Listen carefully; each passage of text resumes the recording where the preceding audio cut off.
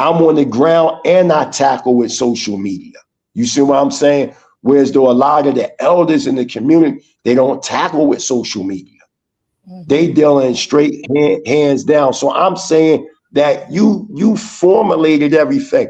When you reading them first pages of Bitter Sheet, you talk about time travel, and by the way, of what we call in Hebrew cosmogenesis, by the way of what they will call Merkaba light.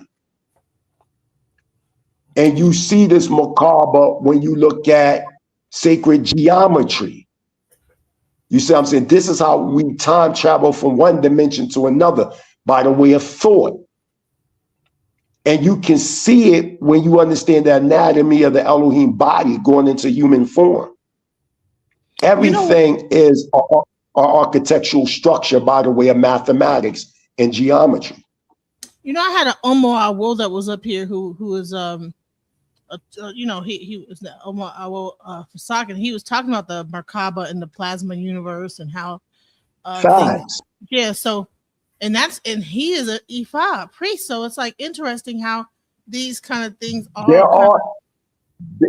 There are definite similarities. You have priests and Babalaos. Even when you break down the word Babalao, you see the word Levi or Lawa or Levi. That's why many Babalaos that practice Ifa tradition, a lot of them say that they're descendants of the Levitical priesthood.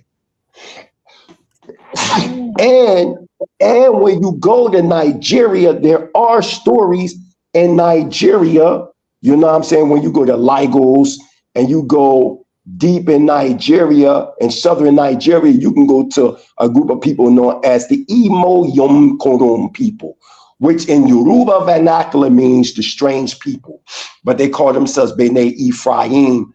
And they've been there since they ran during the Assyrian Medo-Persian captivity and wound up going into southern Nigeria, and they have them parched and they dated it too. They got them parched in Aramaic, the Torah. What? It's in parched they got it. You can look it up right now. They got it in parched in like sheepskin or something of that nature. And they history, they saying that they Ephraimites. They children. So we know, and the crazy thing about it, I sat amongst some of them from southern Nigeria when I was over in Dimona, Israel, and I did an interview with them and I put it up on YouTube. You know what I'm saying? And they was breaking down how before them, there was nobody there in Nigeria. There was nobody there. So they named it in the Yoruba vernacular, Daomi, which meant good water. But that word Daomi moved further to the coast and it became known as Dahomey. And then that area where they was at, they were saying that more and more people surrounding tribes start coming in, and later it became known as Nigeria. Well, I've heard that the Yoruba tribe came from Sudan. There's some. Say that one more time. There's some people I heard that came from either Egypt or Sudan or Nile Valley, like the Cushites. I mean, yes, there are.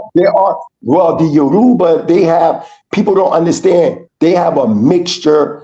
They say that they have a mixture of stories, but where people fail to understand, it's not, when you're on the ground, you understand, it's not an actual mixture, but it's more or less because of demarcation stations and people were being moved, like their demarcation stations were being moved, that some of the stories became fragmented as if they were separate stories, but they're not really separate stories. Right. But they're a continuation.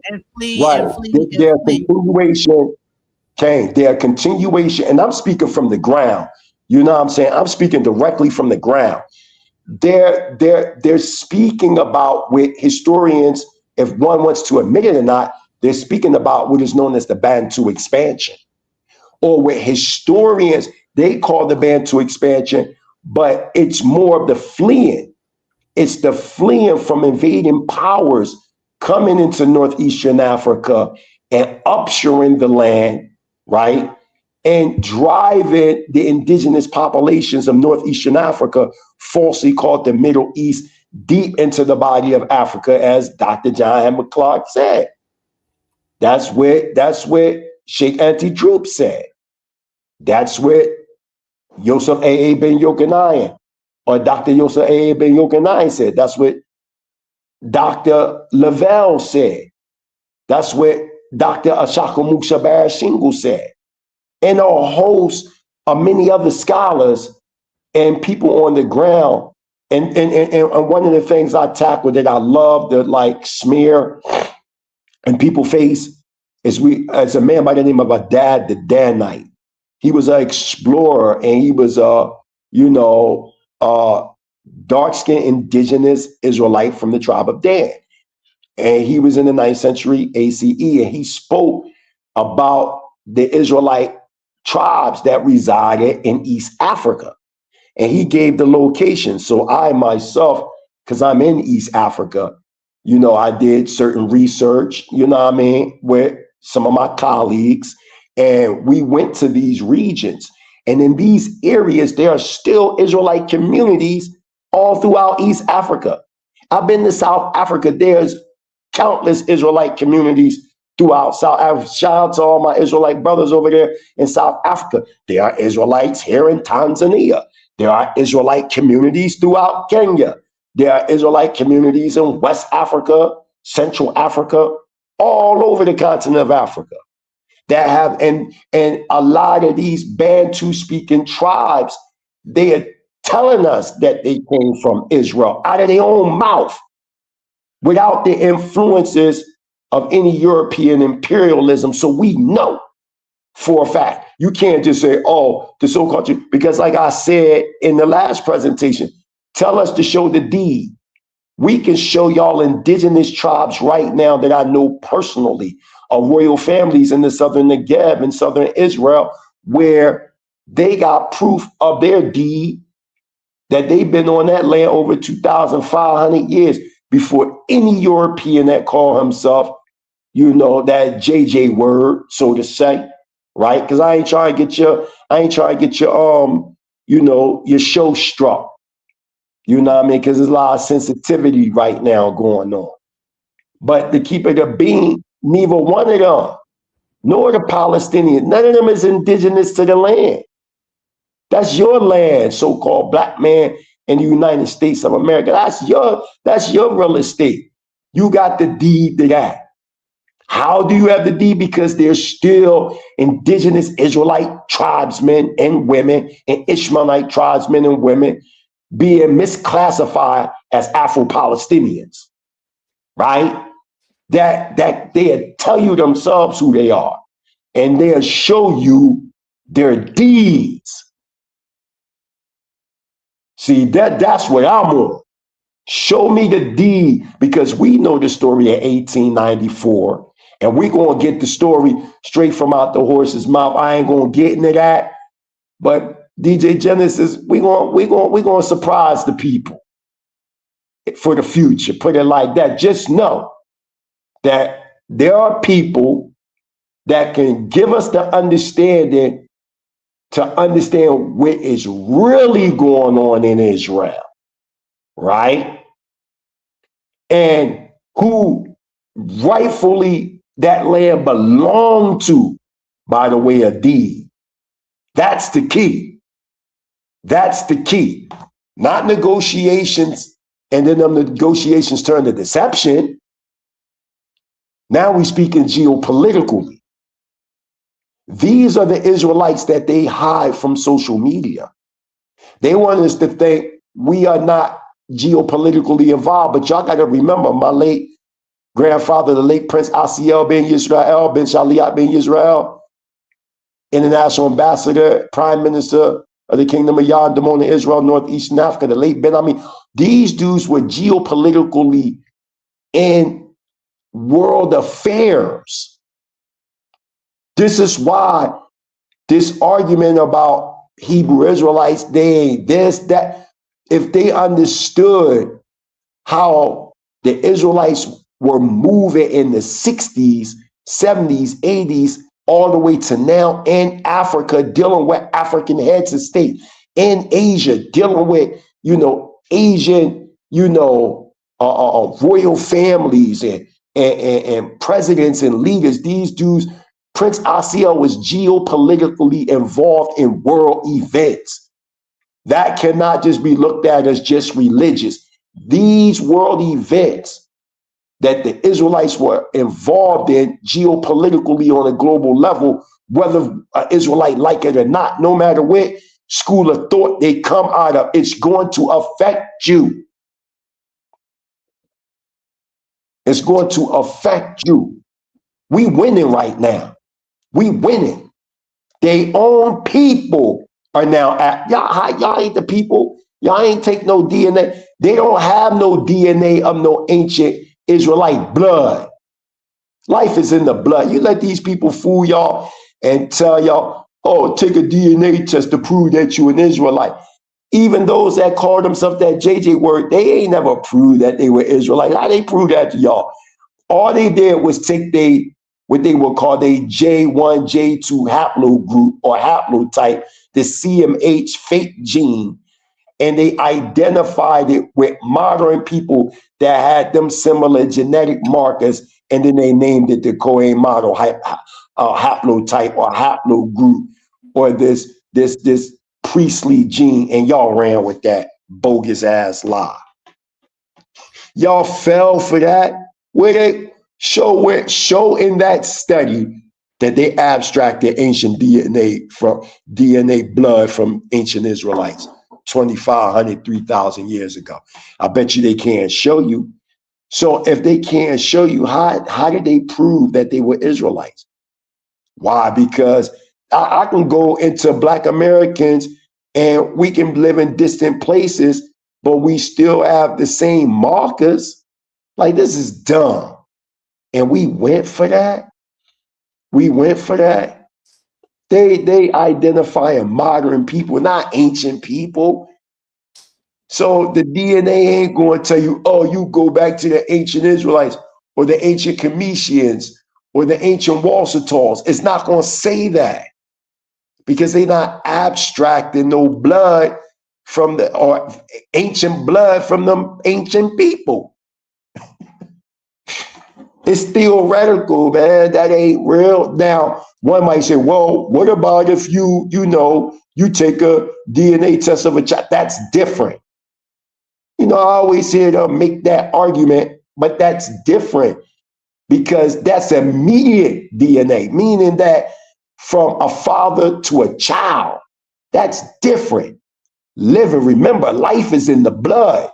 So yeah, they can determine right there if that's your child or not, because life is in the blood.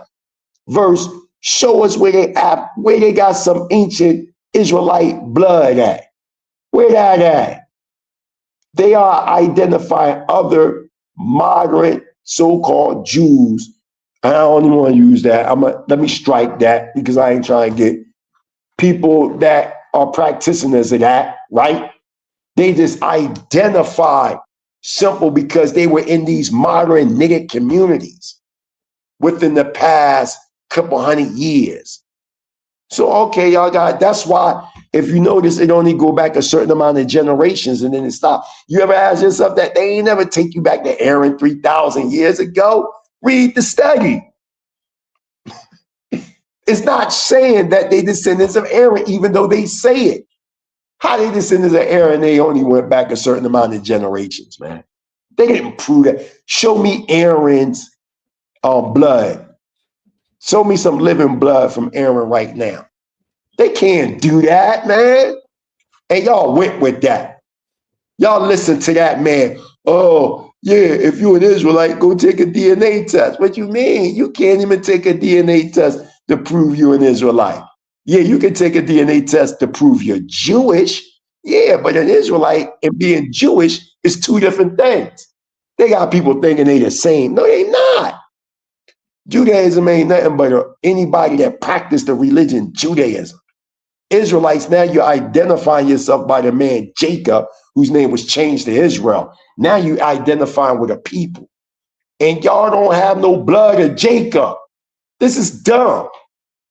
That's like what the brother was just saying, like, they can't prove thus, which he was correct. They don't have no blood. And that's the argument what Tucker was saying. He was saying out of his mouth, take a DNA to because y'all don't have no day. And then he went into the 15th chapter of the book of Genesis. And that chapter talking about the 400 years in captivity and then returning back to the land of the promise. From the great river Egypt, talking about the Nile, starting in Uganda, 4,200 miles long, dropping into the Mediterranean to the Euphrates, talking about Iraq, northeastern Africa. And we could tell through the flora and fauna that it's the same. It's the same by the way of flora and fauna. And how Israel sit right on what they call the African tectonic plate. We gotta stop playing games and just deal with truth. These people are upsurers, man. There's no way. We in the age where it's easy and clear to see that. You know what I'm saying? We arguing over things that we know ain't true. Is the Israelites black? Well, y'all know damn well the original Israelites was black. This is dumb. This is dumb. We know that the original Egyptians was black. We know, if they want to call them Cometians, we know that the original people of Asia, the Anu and all them dude, the Han dynasty, they was black. We know that the original peoples of the Americas, they were black before Mongol natives came and took over by the way of Siberia.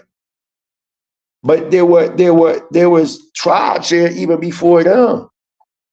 When you say black, are you meaning like just dark skin, not just African? Yeah. I mean like dark skin because we know black for us is geopolitical and base, and it's not the same. Like we are the ones that romanticize. We black politically. Black politically. Because we the ones that when we was traveling around the world, because I see it on the ground, we the ones that popularized that to the point where people call themselves black, but originally that was labeled toward us. You know what I'm saying? And nobody else, only FBA.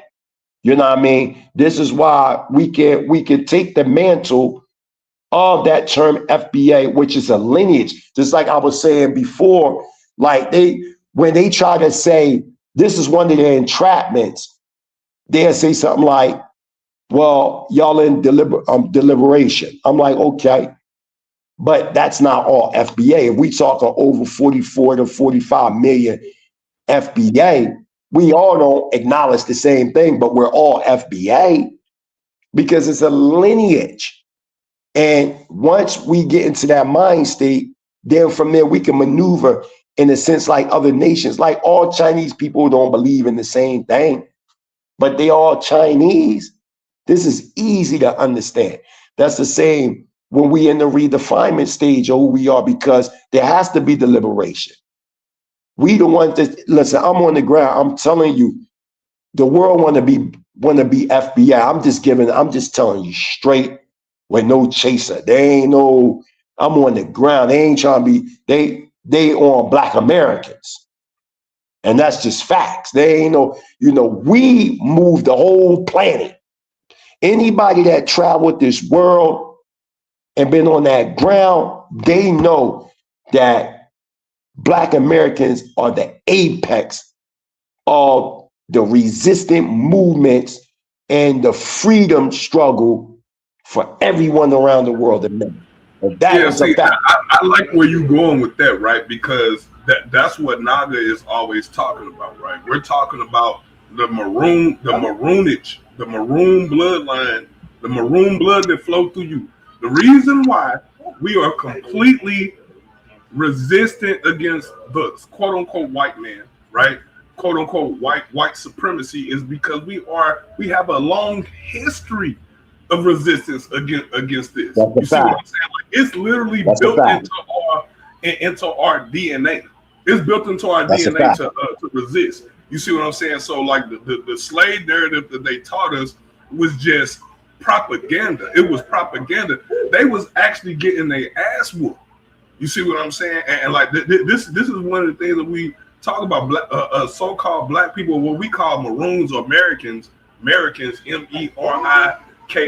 American, either American or maroon, whichever term you want to use. That's what When y'all keep saying NBA, FBA, that's what y'all talking about. When you say foundational Black American, African American, when you talk about those people, you're talking about the ones who fought against this country, not the ones who went with. You're talking about the ones who went against.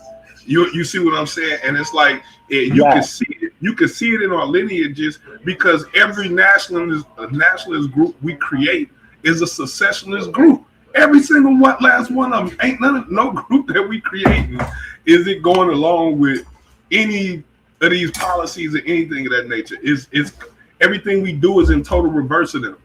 They say what's up. We say it's going down. You feel you? I know. We're in total rebellion constantly. Everything we do, our language is in rebellion against them. The way we dress is in rebellion against them. The way we season our food, They don't like season. You see what I'm saying? Well, they don't season. You see what I'm saying? So it's like we're the polar opposites. And it's like if you are FBA, you should have this pride of being a Maroon. When you see that red, black, and green flag, you ought to know that is the flag of resistance around the world. You see what I'm saying? And when it comes to our Haitian brother, I keep calling the Haitians the proto African Americans. They're the proto African Americans because they were the first African Americans. They the first real African Americans. The brothers down there in Haiti and the ones that liberated those people down there in Mexico and stuff like that. What's his name? Inyanga, I think his name is. Yes, Mexico. yes. We've been doing this Maroon shit. Like this Maroon, we've been going against the colonials. And it's a long history of us fighting against them. Like I told you earlier, we burned down the Washington.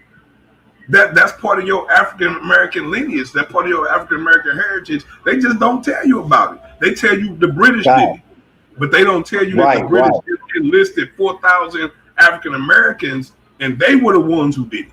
They just don't tell you that shit. They just tell you that they British. I have a question. What do you? Well, first I want to welcome Scam Chan to the channel. He's been very quiet. Do you have anything to say, Scam Chan? Or hello, Scam Chan, you there? Yep, I'm here. I was just wondering because you've been quiet. I want you joined. I wanted to say welcome to the panel. Was there any questions that you had or statements? Well, the only statement that I got is the same statement I usually always have, but this one's a little different. I was always wondering why the so-called Hebrew Israelites always sound angry all the time. The one you mean the ones on the street, like the ones? I mean, they should sound angry. Well, I mean, if you follow the story in the book, and then you attribute the story in the book to what you're going through right now, you should be angry too. Yeah. I'm just saying, like, if you relate to the story, is that a question? Is that a question? Yeah, that was a question, bro. Oh, okay. I can give you with the ones that you see on the street corners, they believe in the verse in the scripture. In Isaiah, it speaks about cry loud, spare not. So they believe like because they've been in captivity and the resistance from what we're talking about. So you'll see them pushing that, and many of the old head Israelites from the 50s, 60s, 70s, even going back to William S. Crawley, we see him speaking on street corners back in 1894, 1895. So you see him in Lawrence, Kansas doing it. You see him in Philadelphia, Pennsylvania on Lombard and South doing it. So we see this in this masculine energy, so to say, being passed on to this particular school of thought. But to make it clear again, the Hebrew Israelite coach is not a monolith. So you have Israelites like from where I come out of, and I'm over here in the East. I live in two locations. I'm originally from Philly though, but I live in Tanzania, East Africa, and I live in Dimona, Israel, Northeastern Africa. So when you around them Israelites, you're not going to see that. So most people, they don't understand why they're getting this image. But just to give a little synopsis, before the millennium hit, roughly around 1999, there was something that was created and put out by the FBI known as the Project Megiddo Act. And within the Project Megiddo Act, they were targeting Israelite communities, mainly those from the One West, as known today as ISUBK, but originally they were just called UPK, Universal Practical Knowledge. Some say it was known as the Israelite Church of UPK. Some say the Israelite School. But the point is, the FBI was trying to do a comparative study with them, along with the neo-Nazi organizations, things of that nature. So they started to try to link certain similarities through this Y2K scare. But we see the same tactic when we see in the late 1950s, roughly around 1958, we see the COINTELPRO. You know what I mean? We see what is known as the counterintelligence program. But it was, you know, targeted communists and different things like that, but it became centralized for Black Americans as it developed. Then from that, we start to see born what is known as the King Alfred Plan. And in that plan, we see this target of our people, which were later born Rex 84. And within the Rex 84, now you're seeing them now bring the American Indian movement involved and certain Latino organizations like the Latin Kings and others like that. Then you see Project Megiddo. So to say all that is within this report, and once the Southern, these guys from the Southern League and all them was putting out this propaganda as if it was a monolith. So that idea of Hebrew Israelite thought, now they're spreading it through social media by the way of certain access to social media and people involved in social media. So then that became like the face of Hebrew Israelite culture and thought. That's why most questions, like I've been doing this for 34 years.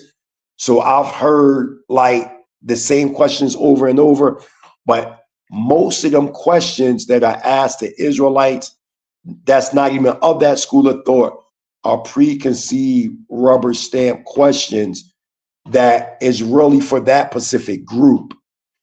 You see what I'm saying? So I would say this, that what about they have this thing called the Great Milestone, GMS, and they were, yes, I know about they are exceptionally, I mean, like they're gonna be raping people in the streets, and they're gonna be killing. That's another One West. You got to understand the history behind these people. The Great Millstone of GMS is found by a man by the name of Tahar.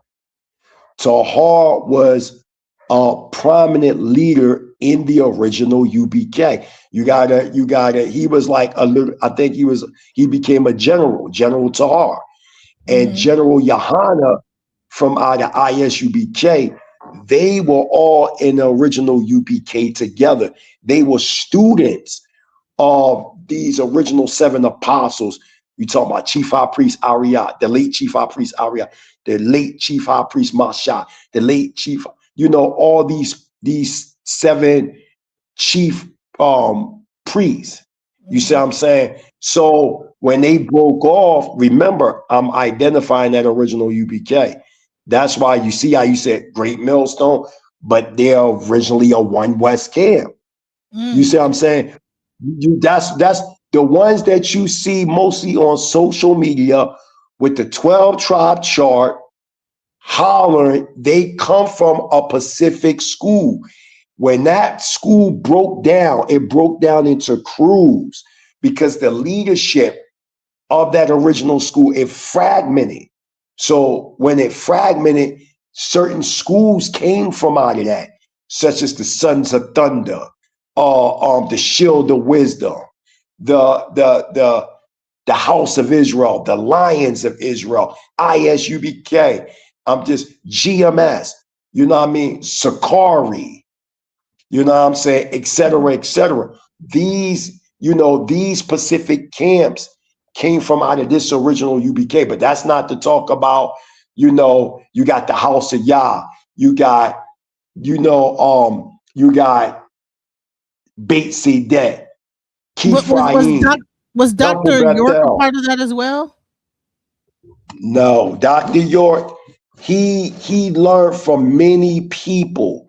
He sat under Rabbi Matthews. He sat under different sheiks, you know, from the Sudan and just different people, and learning things from various people.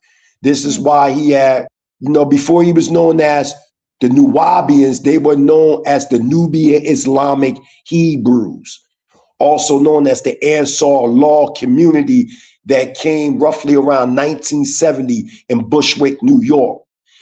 Dr. Malachi Z. York's original name, or his first known name, I mean, his name is Dwight York, his slave name, but he wound up becoming known as Iman Isa. And he had communities in Philadelphia, Pennsylvania, West Philly, and they were known as Ansar Law, which in Arabic means aiders of Allah. Okay. And then as time went on, it got into more where he started now to get into some Hebrew. So some of his writings, you will see Yahshua Rabboni. You know what I'm saying? You'll see different things in this idea known as right knowledge. And he started to develop his own form of language known as Nuwabic, right? And the list goes on and on and on. But you can see that there were heavily influences with Zachariah Stitchin, his book, The 12th Planet, et cetera, because remember, when you read in Zachariah Stitchin joint, he talking about the Anunnaki coming from planet Neberu and going to, you know, and the atmosphere, they lived off of gold dust. So they had to go to this place known as Abzu. This is their teachings. Abzu, which is known today as South Africa, and have this primate that they spliced their DNA with the ape or the primate and produced the first Adam to gold mine. But in reality, when we understand how wicked this Euro Gentile beast is, that was all symbolism defining the Caesar Rose South African expedition. Because in their mind, Caesar Rose and the expedition were the Anunnaki who enslaved the beasts of the field, which was the South Africans, to gold and diamond mine for them. So we know. So that's Zachariah Sitchin, right? Yes, he had Zachariah Stitchin influenced Dr. Malachi Z. York. Yes, he did have a compound in Edenton, Georgia, but all that came later. Y'all see, a lot of people, they don't know the early days of Dr. York. A good brother. You know, the reason why I'm asking that is because hold on. I just want to say his name. I think the best person right now to talk about the very, very early days would be Brother Morpheus, because he's also one of the former members of the Foursome D's. Dr. York, a lot of people don't know. A lot of them rappers from New York. Yeah. Dr. York was a singer. He was a singer. He was known as the Love Doctor. A lot of them, Jay-Z, Jazzo, all them different dudes from out Brooklyn that was rapping, a lot of them dudes, X-Clan, a lot of them dudes was going to Dr. York's studio. Dr. York funded a lot of them rappers out. Why? All you got to do is watch a lot of them old late 80s, early 1990s rap videos, and a lot of them is rocking that Ansar Law / Nuwabic stuff. But back in that time, they didn't call it Nuwabic then, because it was there, here and there within the Ansar Law community. But at the time when it was Ansar, but it didn't fully develop until you get the Right Knowledge series. Now you're talking about books or scrolls like Signs of Creation, Man from Planet Risk, where he was saying that he was 98 trillion years old, and he was an incarnation of the green light. You know what I'm saying? So yeah, people like African Bambaataa, Bambaataa. That's what I'm saying. Hip hop was hijacked. Yeah, I'm telling straight fact, because I was there. I'll be 50 in a few months, but I remember, and I'm talking to direct links. Hip hop was infiltrated by a cult mentality through Bambaataa. That's why they had to cut out DJ Disco King Mario. They had to cut him out because remember, DJ Disco King Mario was from North Carolina. He was from North Carolina, and he came into New York in 1967 and brought the foundation of hip hop to, the parks and all that. This is way before Kool Herc. This way before Bambaataa. Bambaataa used to carry the crates for DJ Disco King Mario. Anybody that know the history of hip hop, they suppose it's straight FBA. It's straight FBA. It don't have nothing FBA. It started from a group known as the Little Raps. I'm telling you historical facts. It started from a group of Black American children from not the South Bronx, not the West Bronx, but the southeast section of the Bronx in a project known as Bronxdale Projects. The dominant gang at the time in the Bronx, this is a historical fact, was the Black Spades. Within the Black Spades, you had subdivisions or subgroups in the Black Spades. One was the Little Rascals that became known as the Baby Spades. And then you had the Young Spades. It was the Baby Spades like Little Booby or the Little Drummer Boy who became known as DJ Faze. Green Eye Stan, all these different dudes, they were influenced by cats rapping in the 60s like Pygmy Marham with I Got That Number and Here Comes the Judge. They was influenced by the Jubilaires and all them in 1945, 1946, rapping the Noah song. And then you got Cab Calloway in the Jive Talk and all that going on. You got revolution, the Black Power movement. You got the Civil Rights movement and funk music. That is what born hip hop. It was a resistance because preteens and teens had to care for themselves because a lot of their parents in the Bronx was either getting killed or hooked on drugs. So they resisted by creating revolutionary organs. Originally, the Black Spades was a revolutionary movement, youth-oriented movement. That's a fact. This is why when you see the meeting that they had on Whole Avenue to bring all these gangs together after little Black Benny got killed from the Savage Skulls. We got to know the history of hip hop. You understand? To understand this was a straight Black American movement. The dominant culture was FBA. It was FBA. When you look in our mothers and grandmothers' crates, you're going to find Dionne Warwick. You're going to find the Four Tops. You're going to find the Temptations. You're going to find Pygmy Martin. You're going to find Clarence Thomas. You're going to Clarence Carter. You're going to find, you know what I'm saying, this genre of music. James Brown, Jimi Hendrix. You're going to find this type of music in our collections. But when you go to them, they was listening to Moringa and Salsa. We was already toasted with my man from down south, Jocko the Bear Henderson. We was already dealing with two turntables in the mic. Right. Way before DJ Kool Herc. We talking facts. All 5 elements of hip hop existed down south. And it was brought in different periods of time to the north.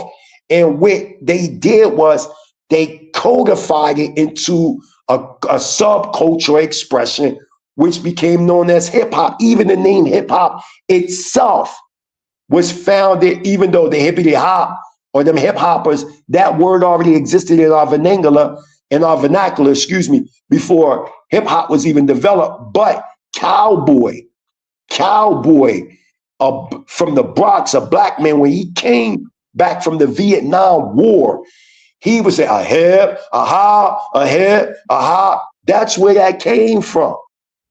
From the military, when he was in the military, he developed that during the Vietnam War. And then he came back with that name, even though the name itself existed already. But he was scatting it with the song da ha da ha da yes. ha ha ha. Yes. Because originally he was scatting. See, this is what I'm saying. Like, that's why you see how I'm proving. Even though I'm in Africa, our culture as foundational Black Americans, it reigns supreme.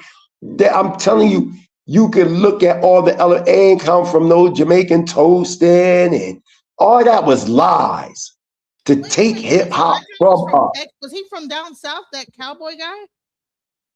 Cowboys, he was from New York. He was from New York, but his peoples was from down south. You got to remember, a lot of us came at different periods of time into New York from slavery to post-slavery. If you're talking about those that were on the slaves, I don't mean the indigenous populations that were already there and being driven out, but those that came by the way of the slave ship 1619 and after the Emancipation Proclamation, many of these 1865, many of these people start moving, our ancestors start moving forward and upward up north. You know what I'm saying? But the main one I'm focused on is the Great Migration. And when you look at the Great Migration, you see a change in New York. You see in the Cotton Club and the Harlem Renaissance and all these different stuff happen. All this played a role to affect the young spades or the baby spades to create hip hop. Booby was already dealing with the one turntable. They was developing this a certain way of dress, because you got to remember cats like DJ Hollywood and all them. They was going up Harlem. They was emulating the bosses out there. They was imitating Nicky Barnes and Frank Lucas and Fat Cat Nichols and all these different dudes. They was imitating them dudes. You know what I'm saying? But the young boys from the Bronx, a lot of them, they couldn't get in them type of clubs because they was on some street niggas shit. You know what I mean? They was on some gang shit. So they took gang culture and they formulated hip hop out of gang culture. If you look at breakdancing, it's really burning. I'm telling y'all facts, fuck the myth. Burning is the original name of breakdancing. And that was created by the Black Spades. When they was talking about, I'ma burn you, nigga, because they would battle other crews in dancing. Trixie and Sasa and all them dudes, and what's the ball? Worm and all them. Excuse me. No, not Worm. Was it Worm? If I'm not mistaken, Monk, not Worm. Monk. Monk became the leader of the Black Spades after the leader Guru, who found the Black Spades. But Monk and all them, they was already burning breakdancing way back in the 60s, the late 60s and all that, and burning cats. Then it became known as breakdancing, what you call up rock and all that stuff. All that was created by Black Americans. They talking about the hustle. That was created by Black Americans because all that was born from out of this era. And then they later developed something called the Latin hustle. But all that do the hustle and all that, that's all FBA. Even when you talk, people don't like talking about it, but even when you talking house music was created by African Americans, alphabet people out in Chicago, because it was born from out of disco. And if you go to South Africa right now, you can see the heavy influences of house music in South Africa. The Afrobeat that was created by Fela Kinta from out Nigeria, who came to the United States in the 60s. He was influenced by the Black Power movement funk music, jazz music, rhythm and blues, and took that sound back to Nigeria and fused it with Yoruba sound and created Afro beat. That's a fact. And any real scholar will tell you that. And he himself said that, right? And you see Burna Boy. You see Burna Boy singing a lot of his music. But he was influenced. I'm telling you, the like the brother been talking resistance. We're going to get back to the show. But that brother talking resistance, he's correct. That we influence even through our music. It influenced the black space so much where they got when James Brown was like soul power, they say spade power. This is all the development of hip hop. But if you're not on the ground, meaning talking to the founders, see, I'm talking directly to the founders. I'm on the Scoreboard Keepers. Anybody want to go watch? You see me interviewing, founders of hip hop. The founder of The Last Poets, David Nelson, now known as Aquain Dawid Ben Israel. Historical facts that hip hop was created by Black Americans.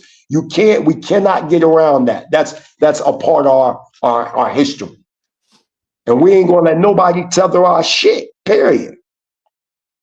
That's us.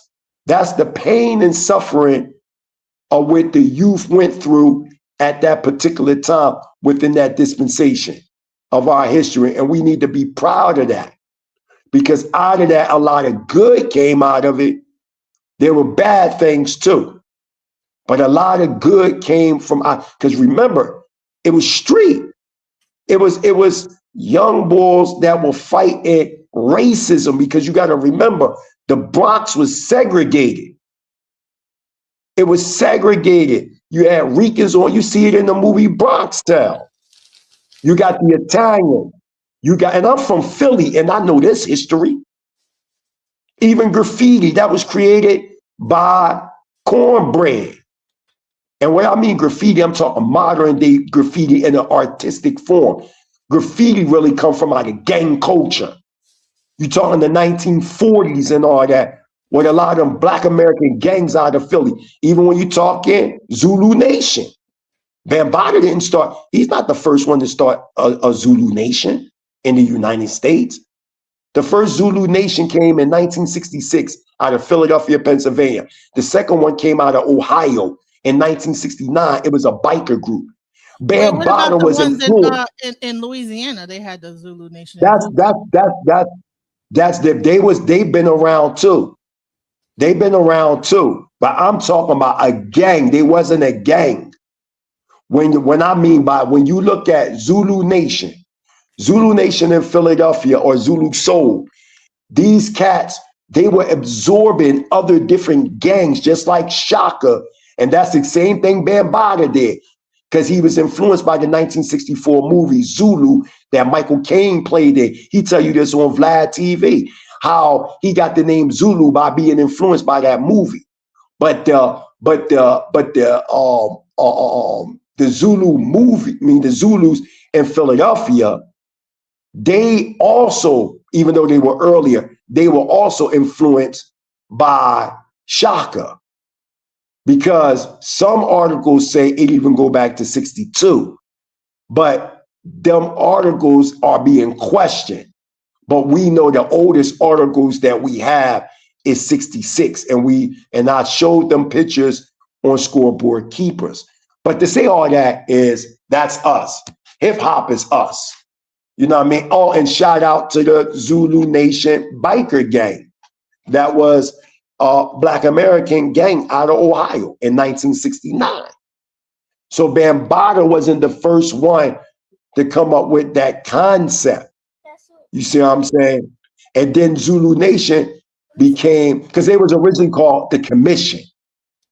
And then they became Zulu Nation, then the Almighty Zulu Nation, then the Universal Zulu Nation, because they had to integrate different ethnic groups that were being influenced by hip hop. all over the world, all over the world. So, you know what I mean? Everybody now, they try to make it multicultural, not dimensional, multicultural, but originally it was straight FBA. And then it spread around the world. That's just a historical fact. And that's not to shit on nobody, but that's just to tell the historical truth. It's FBA, period. You could, when you're ready, you can go back to the presentation, sister. Okay, and but I wanted to ask about you know how everybody was all together. You know, you had the Hebrew Israelites. I mean, were all those leaders, including Dr. York, all at once all working together at some point in the 60s? I mean, a lot of organizations worked together in the 60s and even 50s and 40s. You know what I'm saying? So, I mean, when they came to their beliefs, they deferred, but they didn't let. One thing I can say about our people, for the most part, back in them times, our people didn't let religio, political, national differences, you know what I'm saying, separate the common good.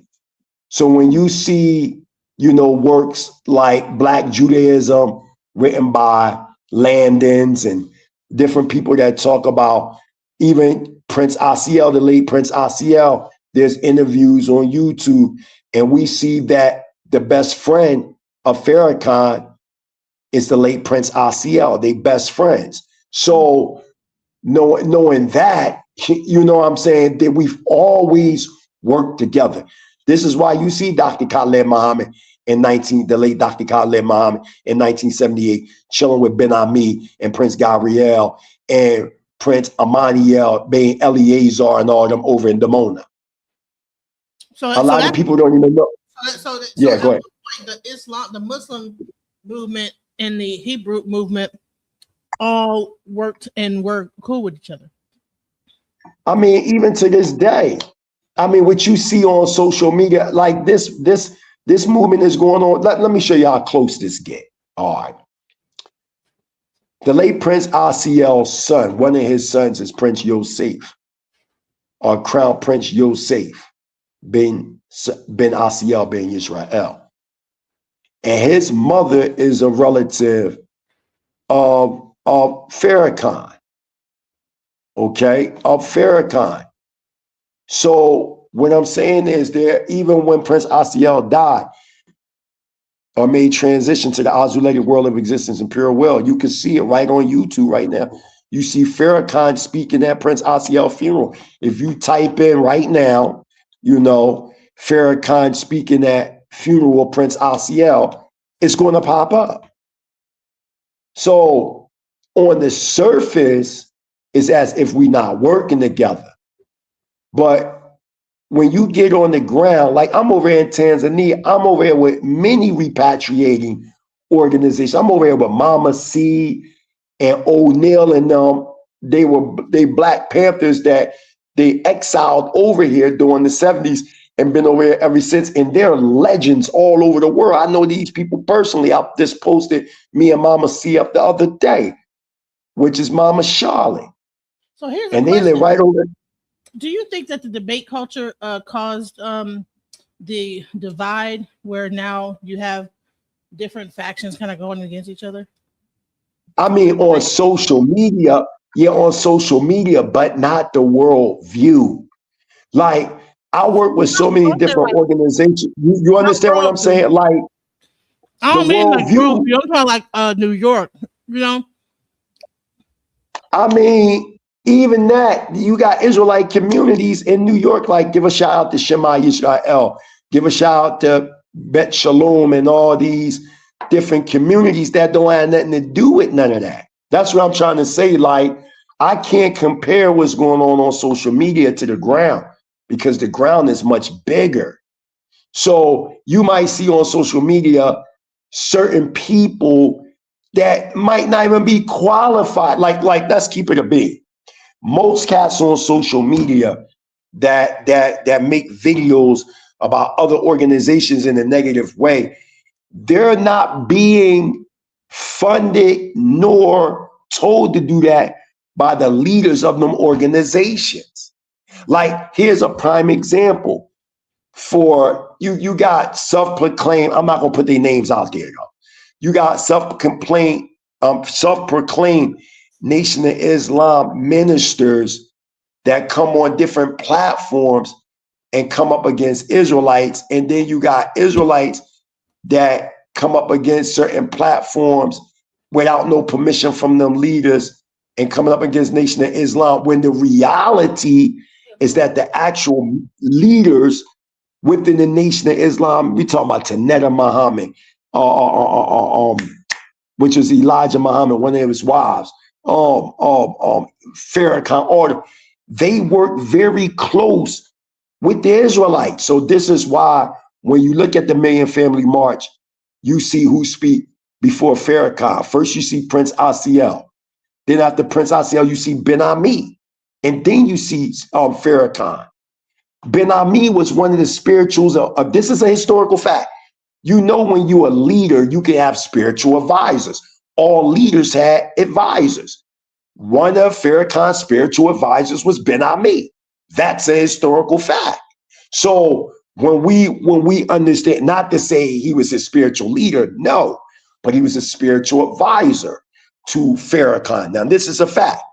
The point that I'm saying is we always work together on the ground.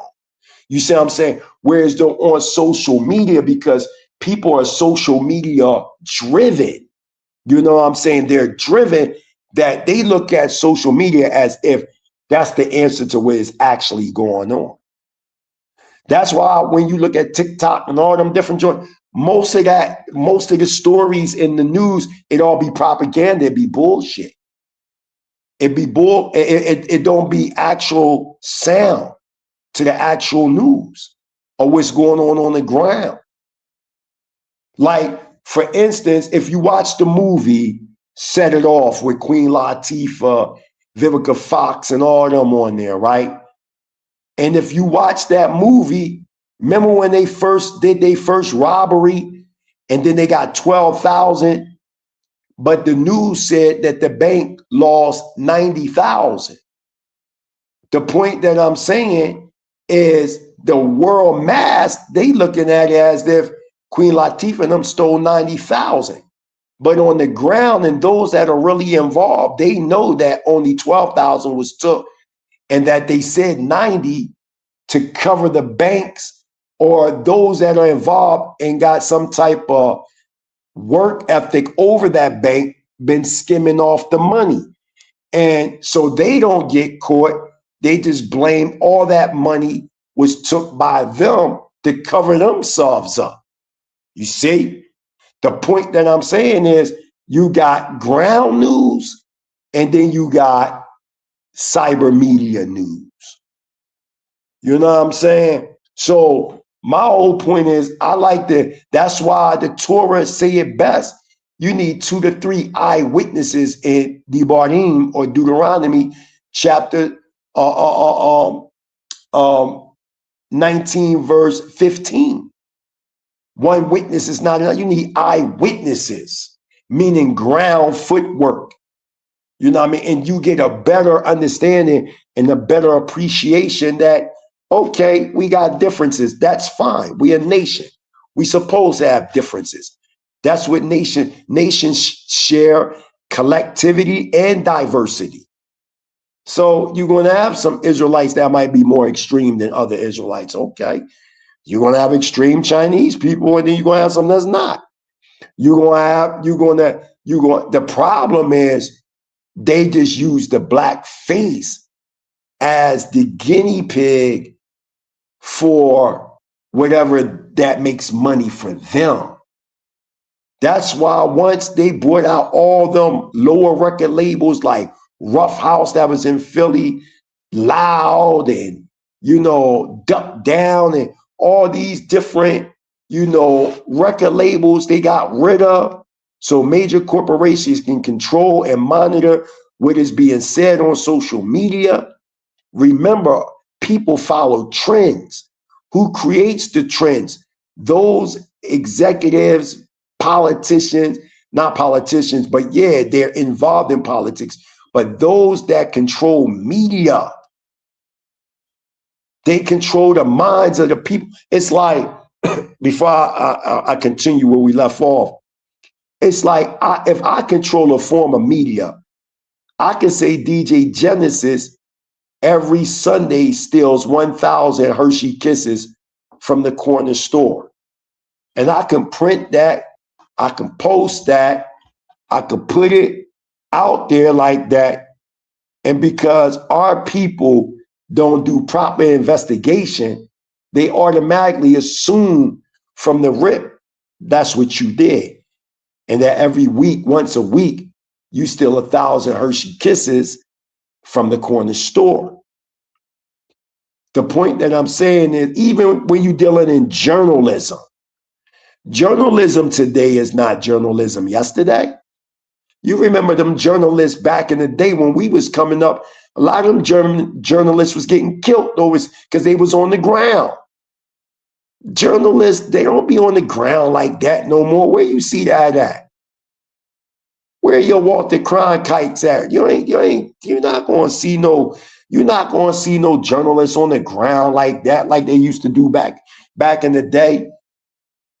Most of these journalists is exchanging ideas from what they research and studied on social media, man. That's why most of that news be bullshit, because none of them cats is on the ground like back in the day. Remember back in the day, DJ Genesis, a lot of them journalists were on the ground. And you remember a lot of them journalists, they was getting kidnapped by hostile nations. Right? Y'all remember the Iranian scandal and all that in the late 70s with President Jimmy Carter and all that? Now they had hostages and all that, US hostages, and some of them were journalists and all that. Yeah.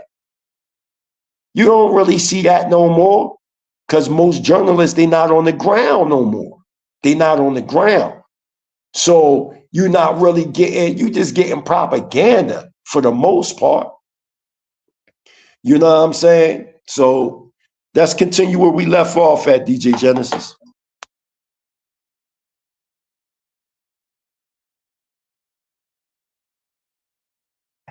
The reason why we were chosen is we had to incarnate ourselves, right? Again, known as Yasha'Allah or Yisrael. This is why when you see Yaakov or Jacob wrestling with the Malach or the angelic force, so to say, right? You see this rustling. But we know, metaphorically speaking or symbolic, we're talking about now the lower self tapping into the higher self by the way of experience and incarnation to manifest the kingdom of Yah on earth. Hallelujah. So, man, that's a lot of information to unpack. And I'm telling you, hey, if y'all don't understand what's going on, definitely go back to part 1. And once you finish watching part 1, come right back into this one right here. So that way you can get a better understanding, because it's a meat pack, basically. Me and a brother back in the day said anything that had a lot of information is a meat pack because it's hard to digest, right? So this is a lot of information coming out with the cosmogenesis and the anthropogenesis. But once you get a base understanding of it, you can start seeing the correlation between the scriptures and between other ancient writings as far as the evolution, or should I say the progression of man through time and cycles here on earth.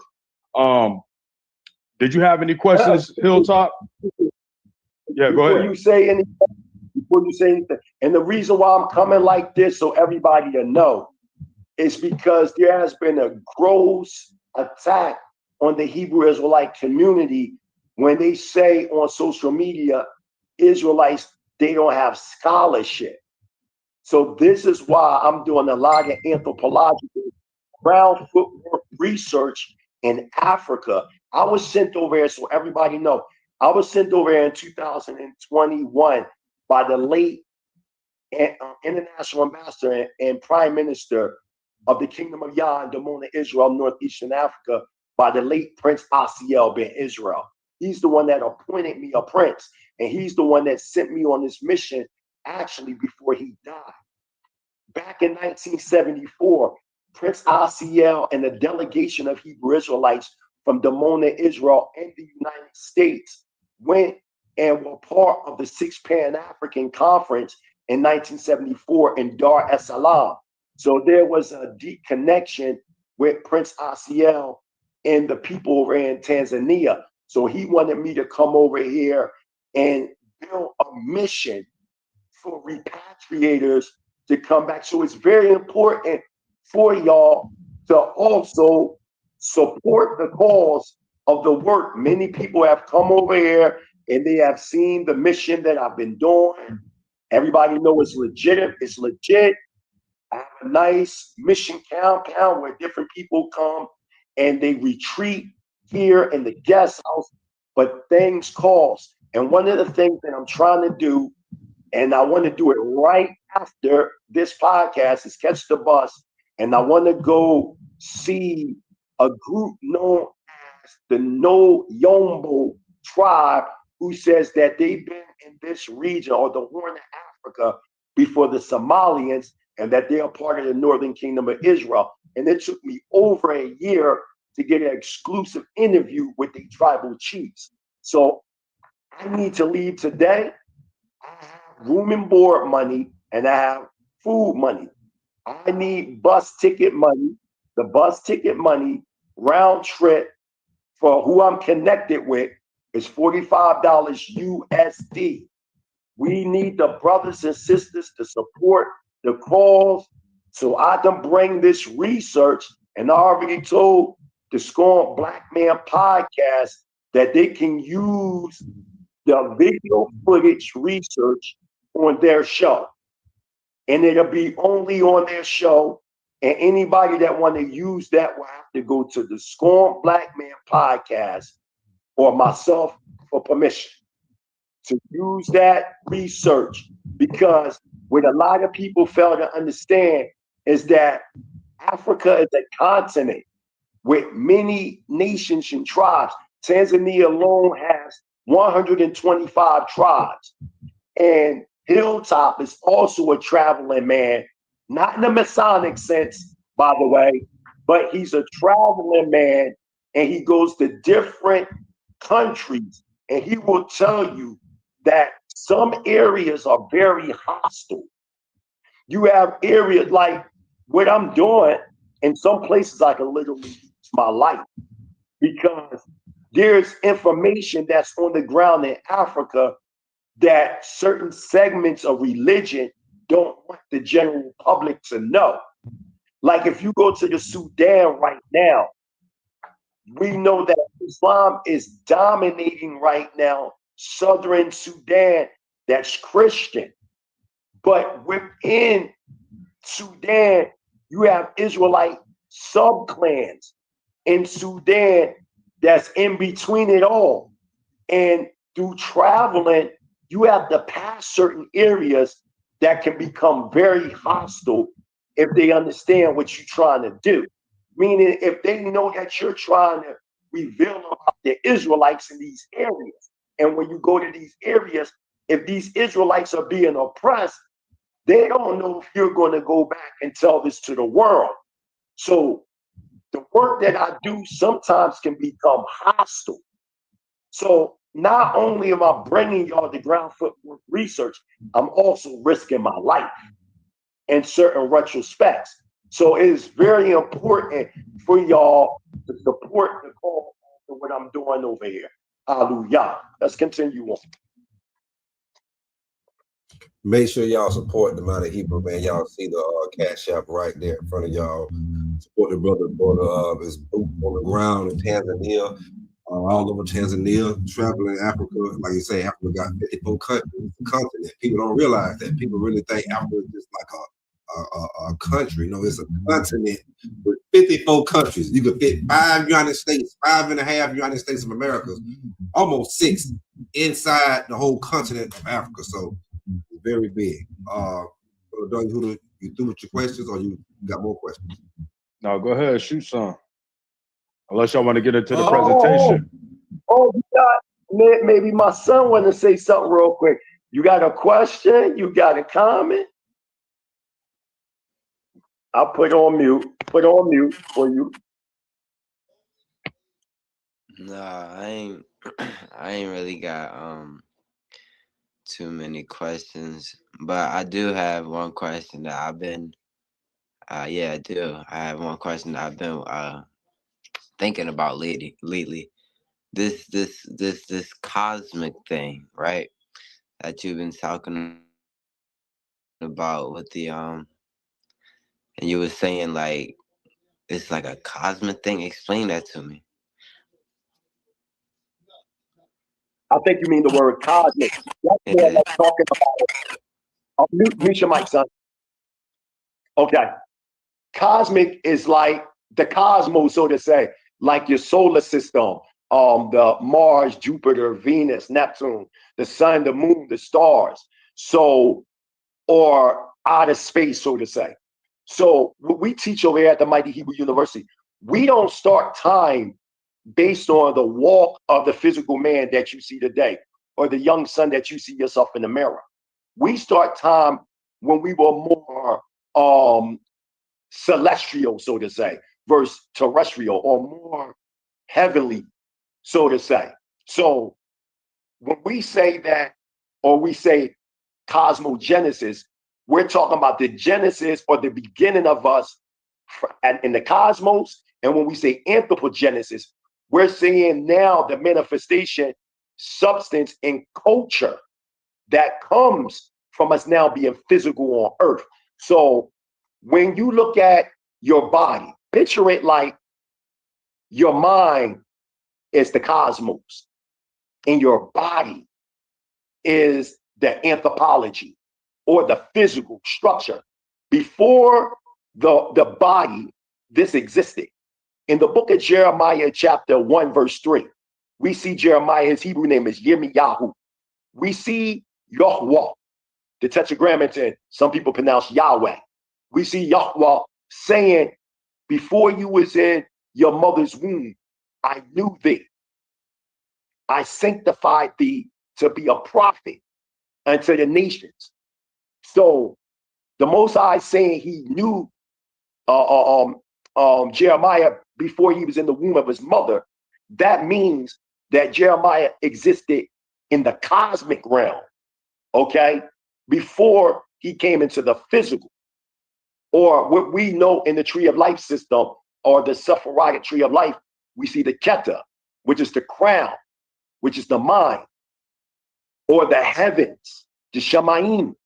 And then you see the Mohut, or the earth plane, or the Eretz, the Aratazah, which is the manifestation and substance from the mind, the subjective, the objective, the in, the out. You see what I'm saying? So you have to have, if you put two batteries in a remote control, you have to have a negative and a positive. Look at it like that. The cosmic realm, the physical realm, the positive battery, the negative battery. My mind, my body, the yin, the yang, the inverter, the horizontal. So they both exist hand in hand. So for us to really understand ourselves, we have to understand our cosmological origins and our anthropological origins. In religion, it's more or less just your anthropological origin, and you know nothing about your cosmic origins. And even when they deal with your physical origins, it's still from a European understanding versus your ancestors. So I hope I answered that question. Where you at, Don Yahuda? Yeah, that answered the question. That actually goes into when you was talking about in Genesis, where the Most High separated the nations unto the count of the nation of Israel, right? The 12 tribes. Doesn't that correlate with the cosmos and the zodiac, things of that nature? It can be, absolutely, because we see this with Jacob having a dream about the sun, moon, and 11 stars. We see that. So we see this because hold on, y'all. I'm so sorry. I'm sorry, y'all. We see this with okay, there we go. I'm sorry. Because I'm looking at the comments, so I can also come in and chime in. Again, I want to give a shout out to my son. it's very important that we teach our sons whatever we acknowledge. My son is 15 years old, very educated young brother, my biological son. We got in the building with us, Prince Shar Adonai Zadok. I named him Adonai Zadok, which means in ancient Hebrew, our righteous Lord. So that's what his name means. So, I'm glad that, and I need everybody to know in the comments, don't make no nasty comments. Keep y'all nasty comments to yourselves, because I did something honorable by bringing my son here. He don't need to see all that. He only 15 years old. He don't need to see all that. What he need to see is positivity. So I need to let y'all know that. So getting back to the point, and even if we disagree, it's something called we can agree to disagree. And one of the things that we see is the ego. And that's what got us in trouble, is our ego. Because a lot of people think they have a certain amount of knowledge. But as Prince Asiel told me before he passed away, if the knowledge that you have can't build a structure for our people, then what does it mean? We can have all the abstract knowledge, but if you can't build off of what we're talking about, see, we have built what we acknowledge. As a prince in the kingdom of Yah, in Damona, Israel, Northeastern Africa, and over in East Africa, we have things that we build. We have a small spiritual village retreat where people can come over if they want to decide to repatriate and leave the confines of America. Because remember, we know the fall of America is at hand. We can't get away from that. And we know that other nations on the earth, they always patronize their own people. They come into the United States, for instance, the Chinese, they're coming to the United States. They are coming to our communities. They'll build Chinese stores and they'll generate money. Okay. And then from there, send that money back to their own people.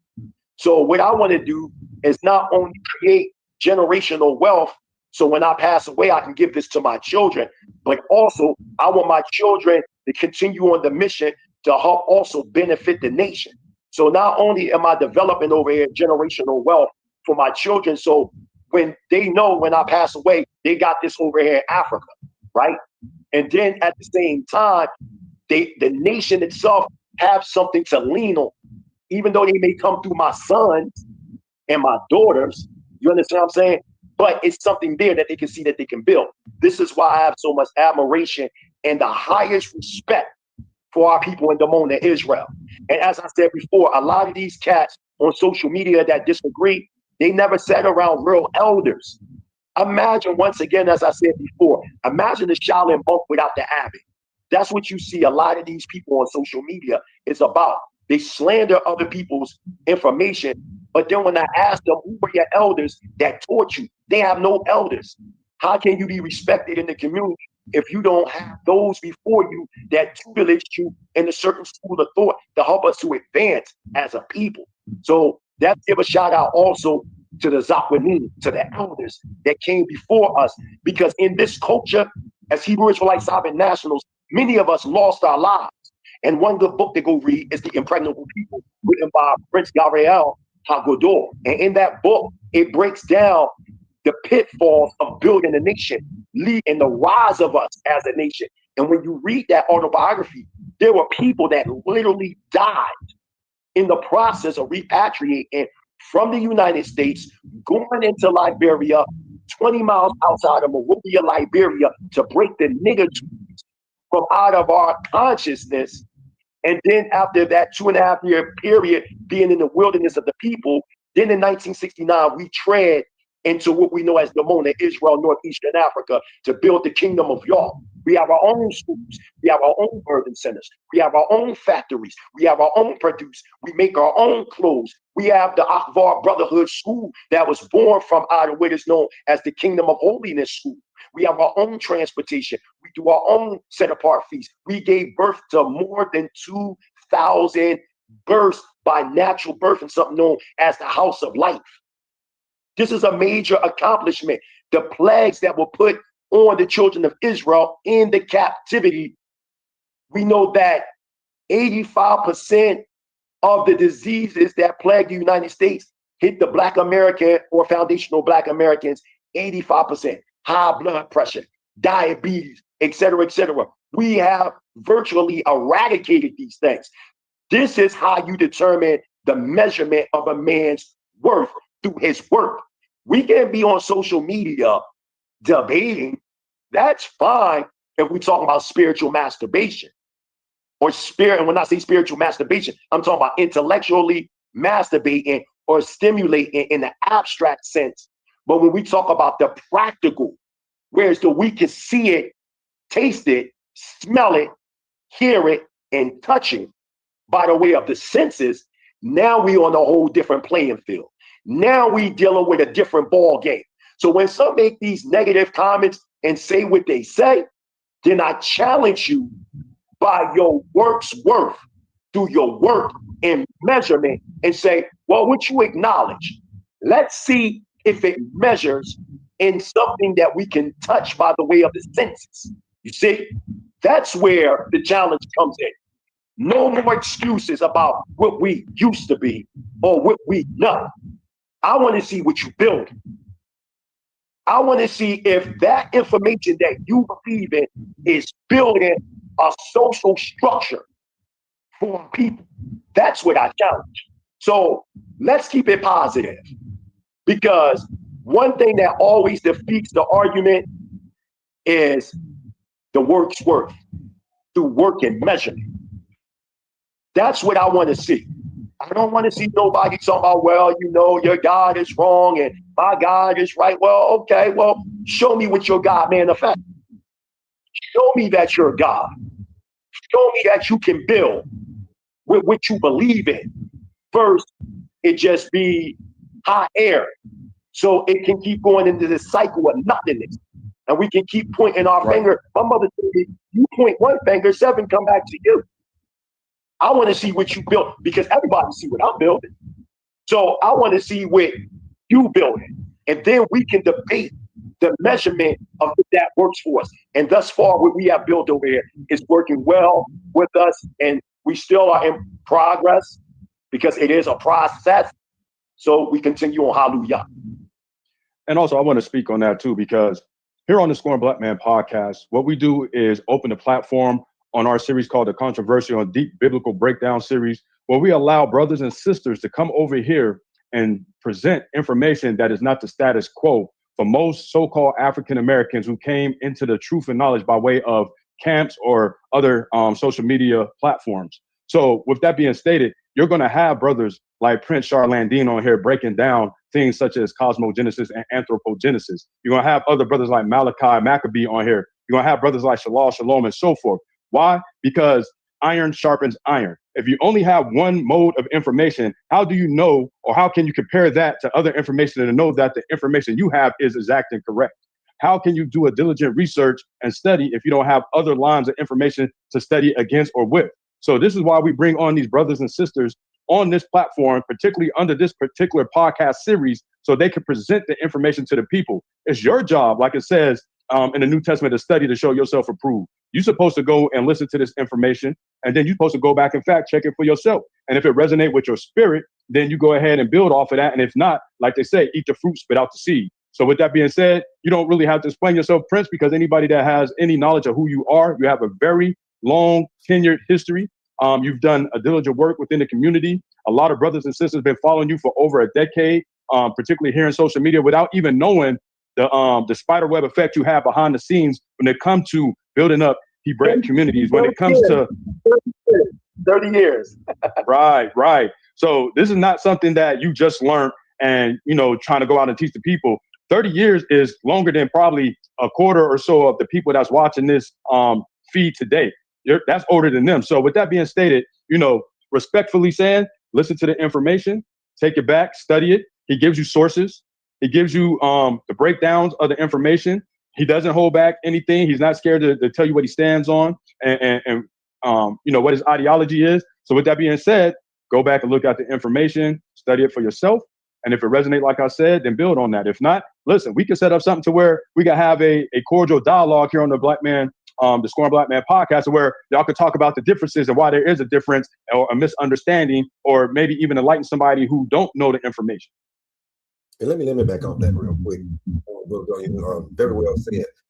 When I started the whole podcast, the Scorn Black Man podcast series, the whole channel was never going to be your traditional Israelite channel. We got this Going Black Man podcast series. Then with me and Brother Don Yehuda, we attack serious issues within the Black and urban communities from a street biblical perspective.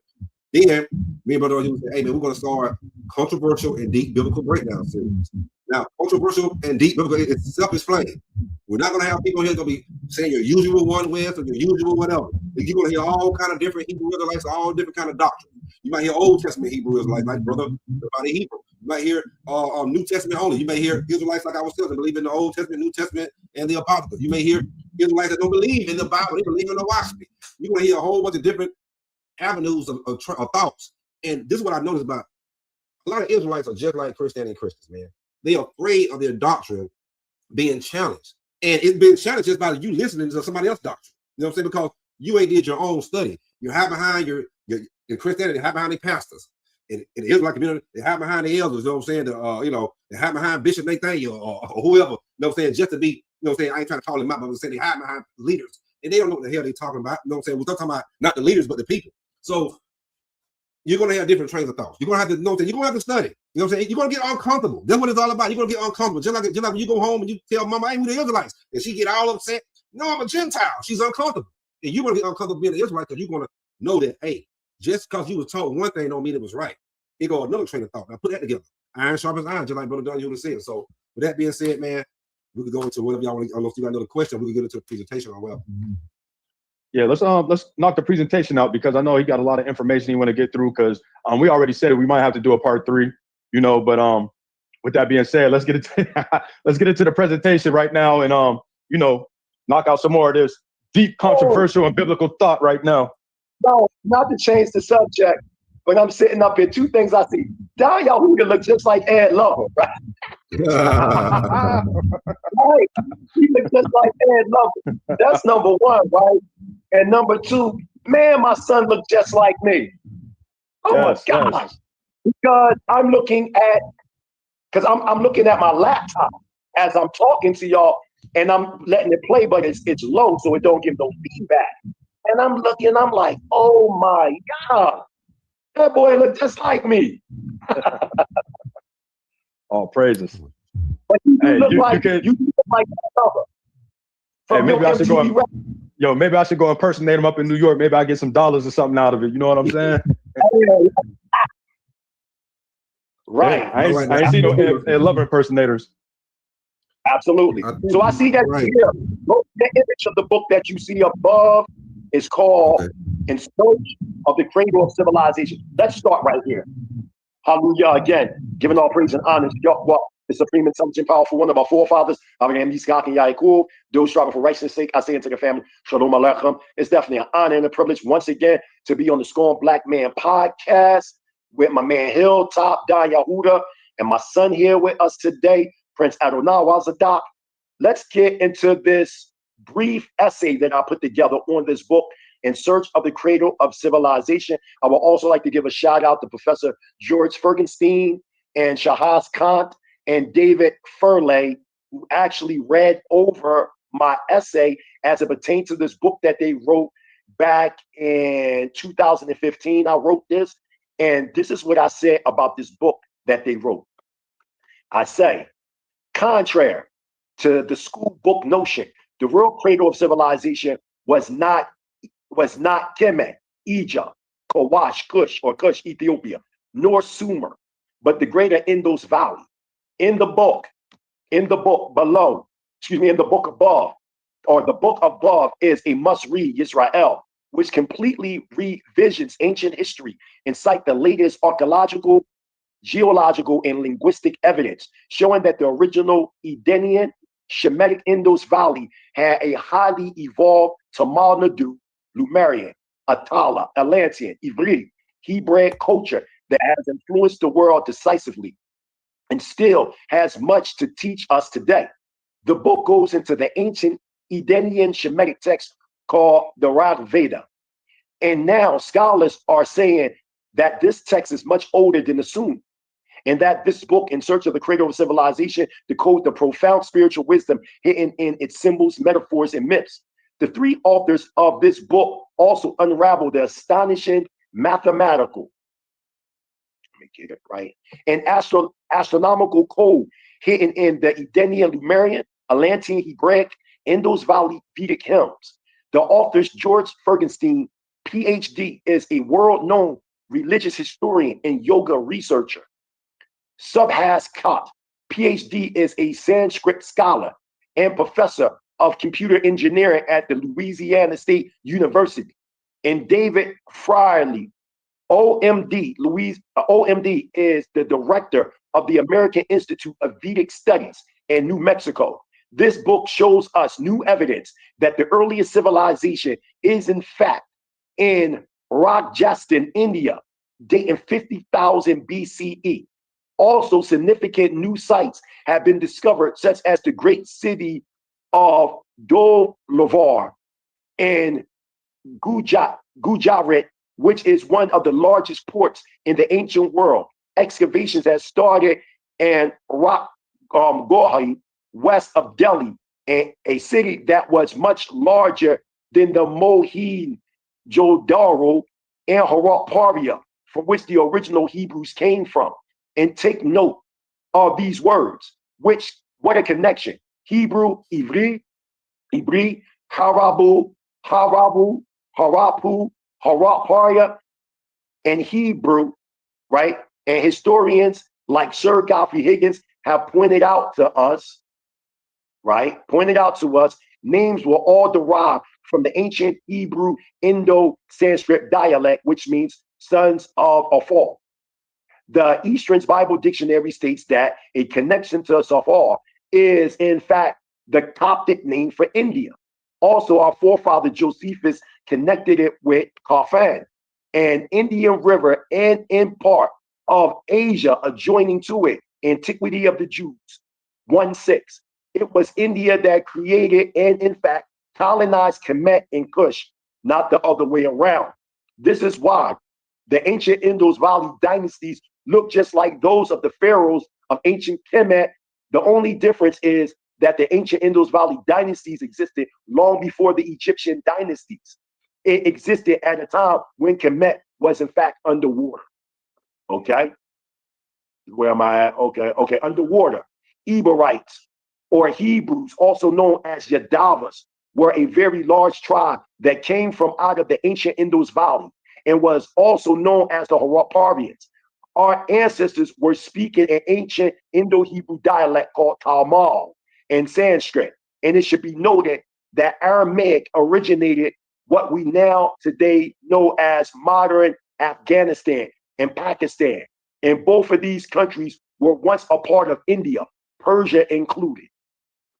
Also, there was a district of India called Ori Anana on the Juma, which many say that our forefather Abraham came from in India. There is an Indian historian by the name of Kutitat Puru Sotuma that believes that our forefather Abraham was driven from out of India when he states the Aryans, unable to defeat the Asuras, the mercantile caste that once ruled in the Indus Valley or Harappians, spent so much years fighting covertly against the Asuras, such as destroying their huge systems of irrigation, lakes, causing destructive flooding, that Abraham and his kindred just gave up and marched to West Asia. Those Hebrews are Eberites or Harappians that didn't leave, as the family of Abraham were driven into South India and placed into a wicked caste system and became known as the Black Untouchables or the Dalits, which is in fact a Hebrew word that means to make thin or to crush. Also, ancient sites have recently been found in the east of India as far as Lucknow. Geographers in India have done numerous studies verifying the course of the Sarasvati River. Note, some Hindu Brahmanistic traditions state that this river was named after Abraham's wife, Sarah, and it means Awasti, Lady Sarah, and the civilization along it and have produced an entire ton on it. When the reader of this gets a chance, go on Google and type in 1, the secret book of Zion, and you will see that this book opens up in its first stanza, chapter speaking about 300 million years ago. This book is thousands of years older than the Medu-Neter. 2, the chronology of the Brahmas, which traces back to 311 trillion, 40 billion years ago. So now we can go to some of other sources that people can get. Go to the next slide. Let's look at some of the sources that people can go to. You can go to How Deep Are the Roots of Indian Civilization? Archaeology Answers by B.B. Lau. You can also go to the Aryan Home, right? And you can get that. And that breaks down other source materials debunking the Aryan invasion myth. You can go to Tony Joseph's book, Early Indians. And if you look on the cover, as you can see, this is what they originally looked like. Look at this, the woman with the woolly hair, the thick lips. Look at her structure. This breaks down who were the original Harapparians. Did the Aryans migrate to India, which in fact they were originally a black caste system? And then the question also is noted, when did the caste system begin? That's what the book by Tony Joseph, Early Indians, is talking about. You can also go to the next one, the Vedic people, invaders, question mark, immigrants, question mark, or indigenous, question mark. This has much evidence of archaeology and literature by also B.B. Lau. Very excellent book. Next slide. So now let's get into some ancient artifacts, because a lot of people say, well, you're saying that India is older than Kemet. Absolutely. Let me show you. So when we look at this right here, what do we have? We have something known as the Warka. And when you study the Warka go back to 35,000 BCE. Here's the evidence right here, as we can see, new archaeological sites of the Gulf of Cambay, India. And if we study this information, and y'all can type it up, and this was roughly around March of 2003 that they found these artifacts, and it's called the Warka, which is D-W-A-R-K-A. That goes back to 35,000 years ago. Go to the next slide. We also have different artifacts, some going back 35,000 years ago, 9,000 years ago, right? 10,000 years ago, 12,000 years ago. And we have the Bambika artifacts. We have the Aldika caves. We have many different artifacts in the Indus Valley. You went somewhere else. I don't see the I think you left from the PowerPoint. You see it? No problem. Take your time. Let me go That's down. fine. Sorry about that, ladies and gentlemen. Yeah, No, it's no. at the ancient It's about to come artifacts. News article. There we go. There we Right go. there.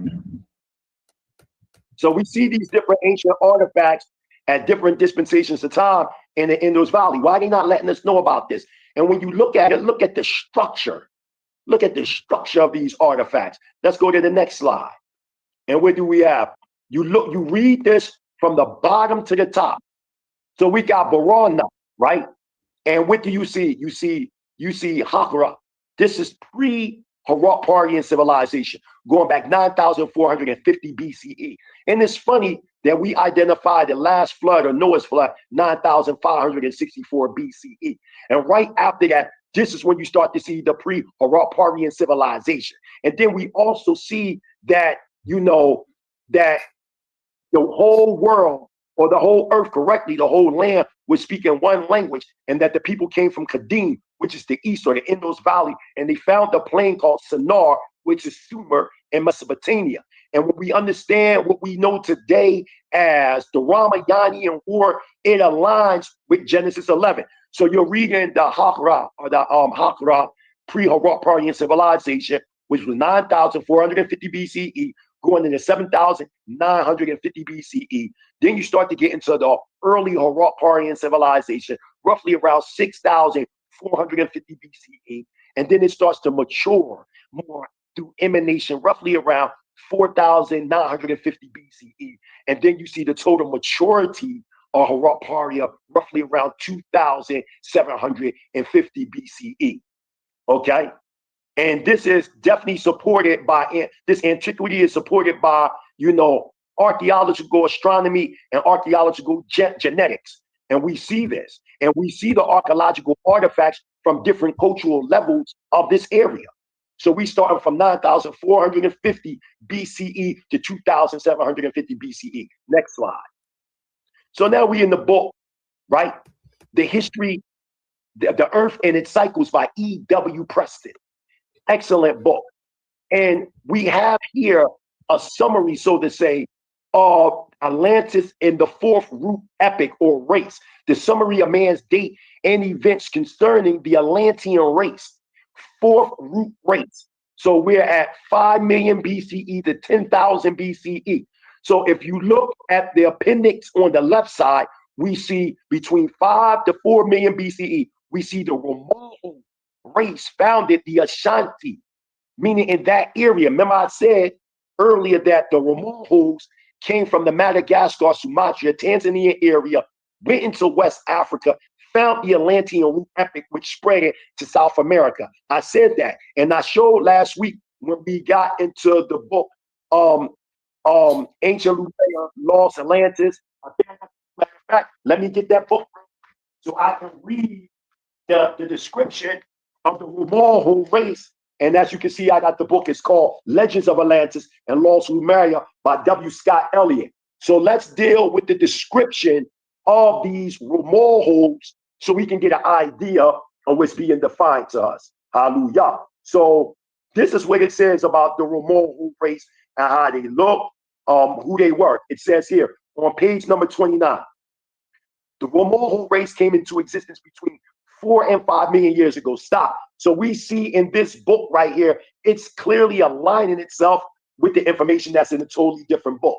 So we see the Romaho race came into existence between 4 and 5 million years ago, at which period large portions of the great southern continent of Lemuria still existed, while the continent of Atlantis had not assumed the proportions it ultimately attained.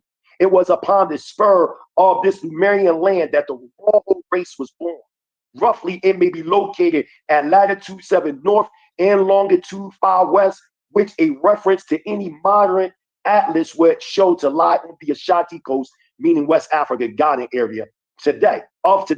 It was a hot, moist country where huge antediluvian animals lived in reedy swamps and date forests. The Romahos were a dark race, their complexion being a sort of mahogany black. Their height in these early days was about 10 to 12 feet, truly a race of giants. So the Romahos of 5.5 million BCE would be the antediluvian Hebrews that were Elohim that embodied themselves in human form, which became known in the archaic records as the Romahos. And post-diluvian, we are known as Yisrael. So we see about the Romahos, and this was during the late, which you would consider the late Pesseline period. It was during the late Pesseline period. Let me blow up my screen. So these were like giants. So I can see. Well, how did they end up not being giants anymore? Shalom. How did they end up not being giants anymore? How they were giants? I'm gonna break all that down. I'm gonna talk about all that. Oh, okay. It gets into that. Okay. Back here, yes, during the Pesseline period. Then you get around 300 million BCE. We see the first archaic recording of a glacial age. But the modern day scientists, they try to say that you don't see no evidences of man. But I already established the fact in the last presentation, that's a lie. Then you get around 3 million to 2 million BCE. Now you see in the Tavakles. The Tavakles were the ones that started to spread throughout South America and Asia. So now you're seeing the first, which you will call Native Americans in the Americas, roughly around 2.5 million BCE. Then you get between 2 million and 1 million BCE. You see the pre-Toltecs. The pre-Toltecs started to greatly to increase in population in South America, and they started to spread throughout Mexico and Peru. Then you get around, also 1 million BCE. You get the golden age of the pre-Toltecs. Now you're seeing the great empire of the Golden Gate take place.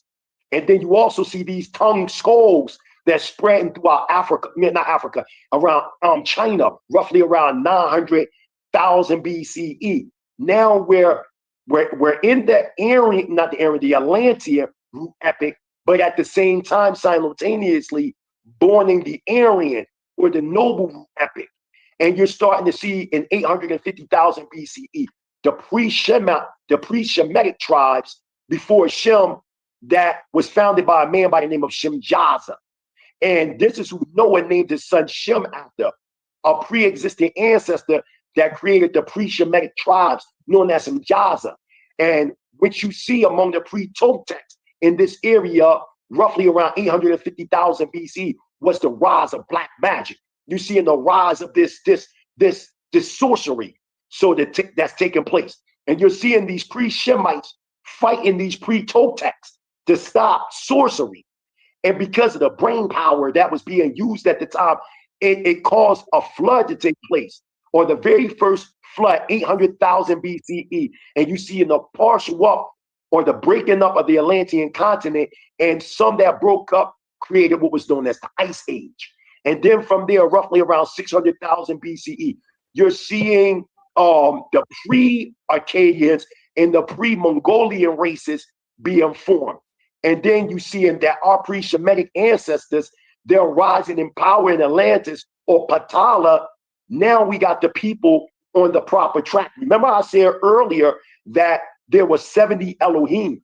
That 70 Elohim would be considered, that formed into this pre-Shemitic tribe. That's where it was born from out of, through the moles. Now, as we continue to continue on within this presentation, we see roughly around 400,000 BCE. You're seeing the transference with theosophists called the White Lodges of Kemet, or what they call pre-dynastic Kemet. So you see in 210,000 BCE, the first divine dynasty. And the first divine dynasty was founded by a group of people from the Indus Valley that came into Egypt, known as the Scorpion King, not the Scorpion King, excuse me, the Nagas. The Nagas were known in Sanskrit as the serpent people. So when you see in the suit or the pharaohs wearing these cobras on their head, it was a reenactment or a reminder of those Nagas that sat on the throne of Gurbansi, which later became known as Kemet, roughly 210,000 BCE.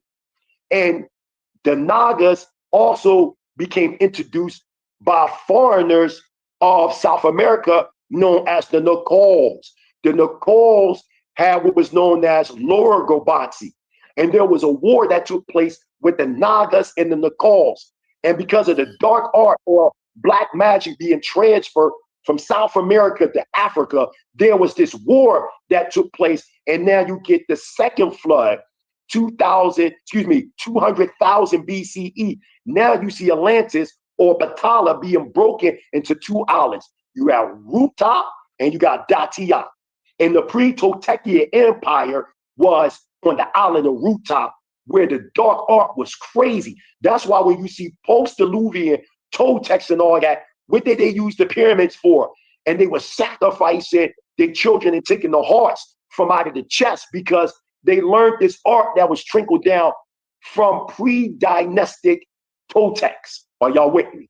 Do y'all hear me? Am I not melting this microphone right now? Are y'all with me? We all in, Prince. We all in. So again, see, I'm giving you I'm giving you the archaic records, which are also known as the occult record summary with the scientific evidence. So then 150,000 BCE, we see in that Gurbansi or Kemet, later called Kemet, is reopening by pre-Toltecs and pre-Akkadians, now starting the second divine dynasty. The Sahara Desert was still a sea at the time.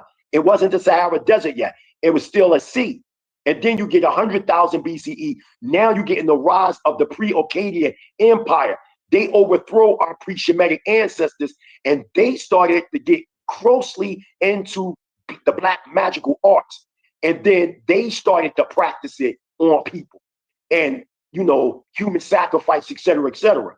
80,000 BCE, you see some of our pre-Shemitic ancestors migrate to the Gobi. 75,025 BCE, you get the third flood. You get Datia completely destroyed, which leaves the island of Ruta in Atlantis, which Plato calls Poseidonis or Poseidonus, right? And you also see the rising and breakdown of the Neanderthalian into Cro-Magnus, and you also seeing, the descendants of the Romanos going into Europe, and they became known as Professor Sheikh Anta Diop or Sheikh Anta Diop would call the Grimaldi man. He calls it the Grimaldi man. And also, let me see, hold on. Then you get, because I lost my page. So hold on for 1 second, y'all. Let me get back to it. Okay, this is power, y'all.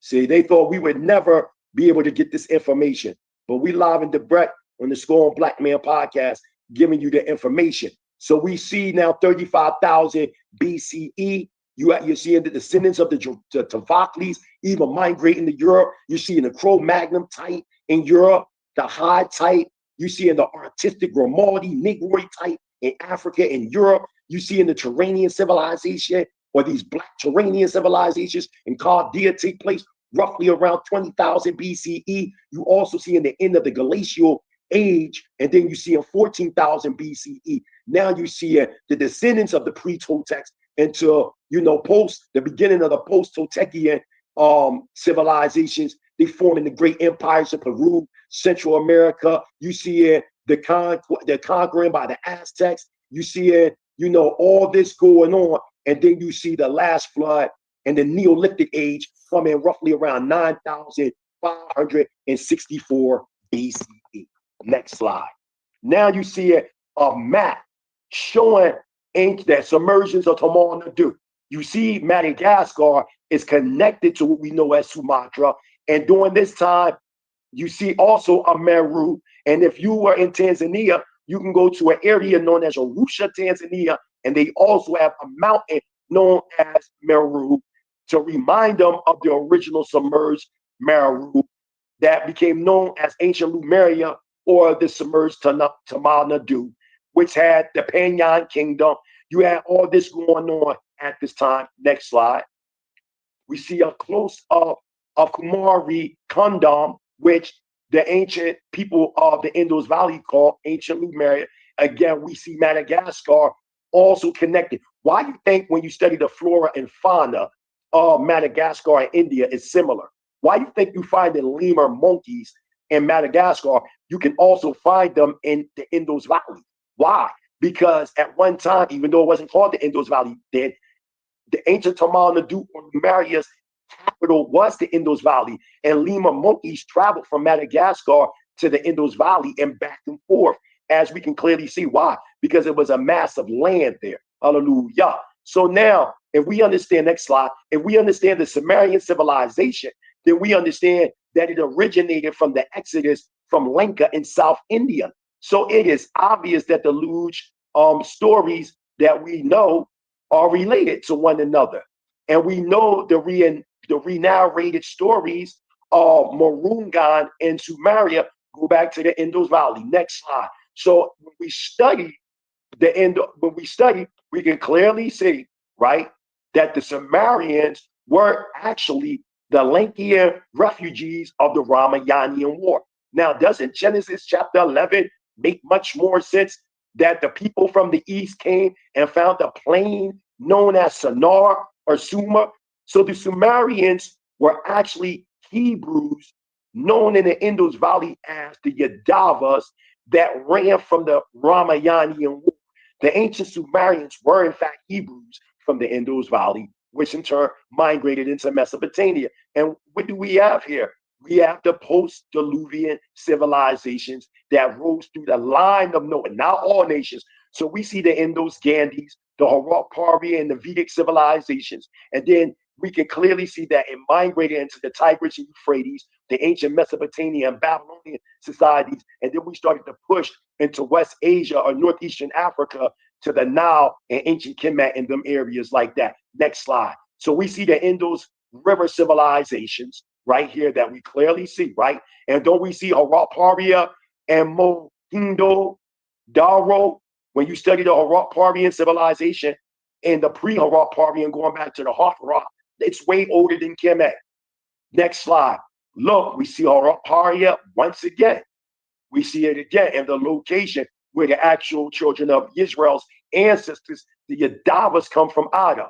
Next slide. So let's study up on the Naga and the origin of the word Naga or the meaning of it. And it has the same root as Nakash that you see inside the Genesis account or the Bereshit account, which they translate as serpent, which we know is enchanter, whisperer.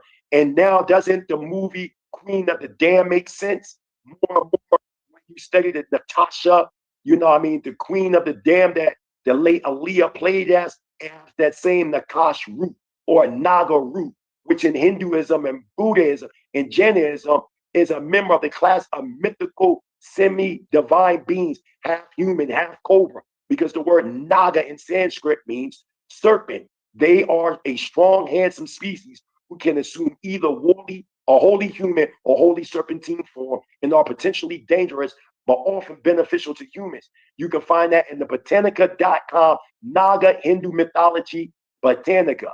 Look at what we see. The Nagas of ancient India. Do we not see this is in stone? Half human, half cobra, right? Now I'm about to show you in the next slide. We're about to see what is known as the Hongseng and the Tiwa Naku pharaohs of 7,500 BCE of China. This is before post-Diluvian Kemet. This is the end of pre-dynastic Kemet. Huh? Look at the pharaohs of ancient China that existed before the dynastic people of Kemet that come through the sons of Ham. Okay, next slide.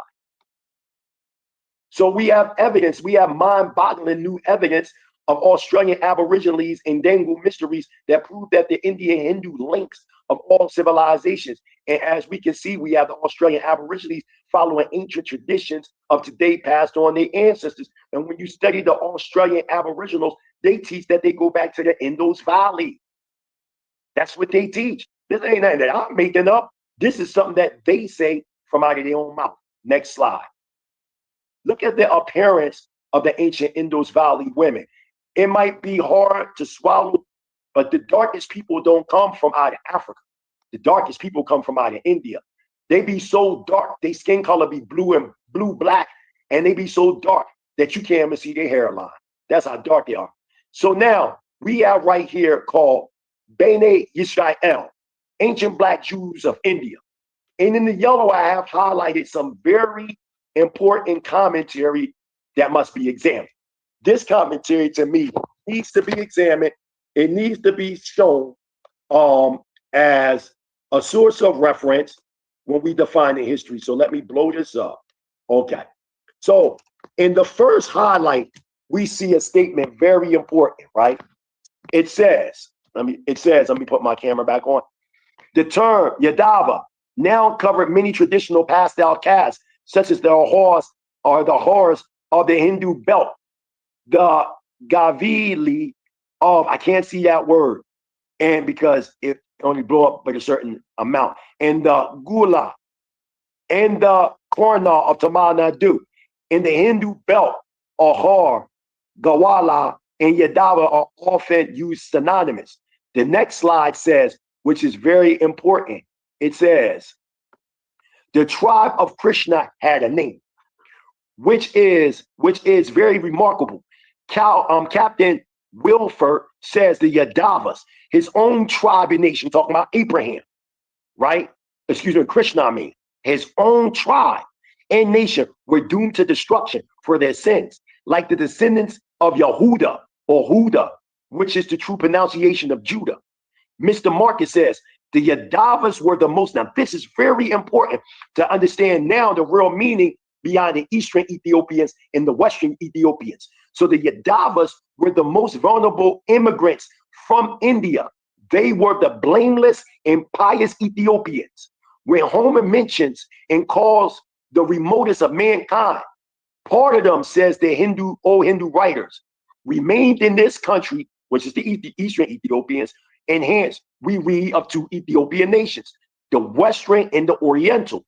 Some of them lived far to the east, and they are the Yadavas, who stayed in India, while the others resided far to the west. That next line, this immigrating tribe of Yadu or Huda or Yadavas, we shall find of the first importance, for they are no other than the Israelites or the Jews.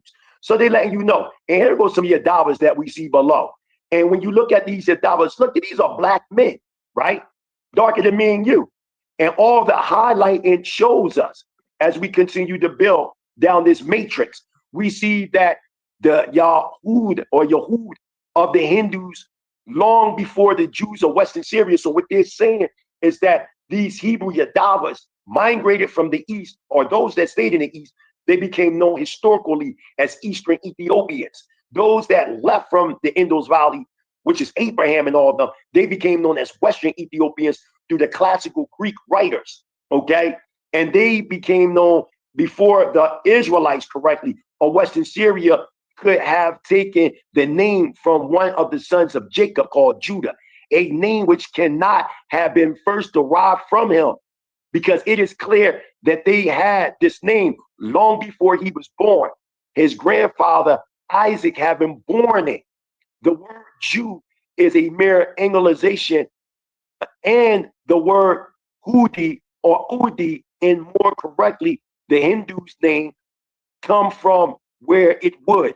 It is most probable that it came from the tribe of Uda, and as the head of the tribe seems to have been known by that name. And then when you go to the next slide, okay, let me see. Okay, no, it's fine. Okay, so when you go to the next slide, it gives you pictures of how some of the people looked. Okay, these are some of the Yadavas. You also you see similarities in Hebrew and Kashmirian Kabbalistic terminologies. You see the names on one side in Hebrew and then the other side in Kashmirian, and it's very much the same. And then you see the Todah, Tamal, Dravidian man, right? And we also see down the bottom the different Yadavas, or the what we know as the Black Untouchables, the different looks that they have, right?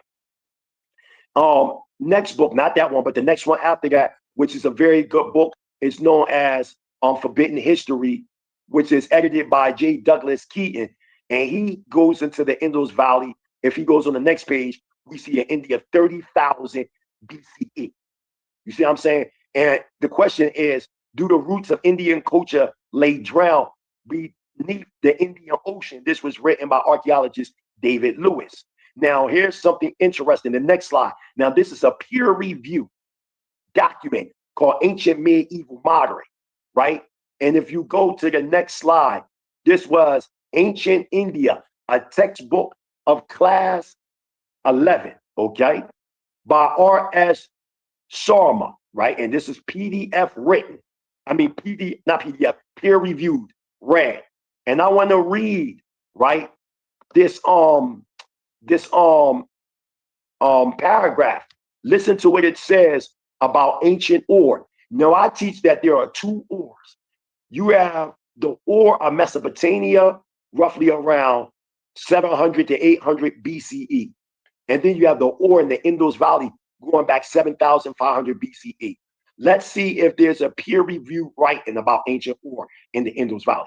It says here, in this period, we come across three types of villages in South India. 1, Ur.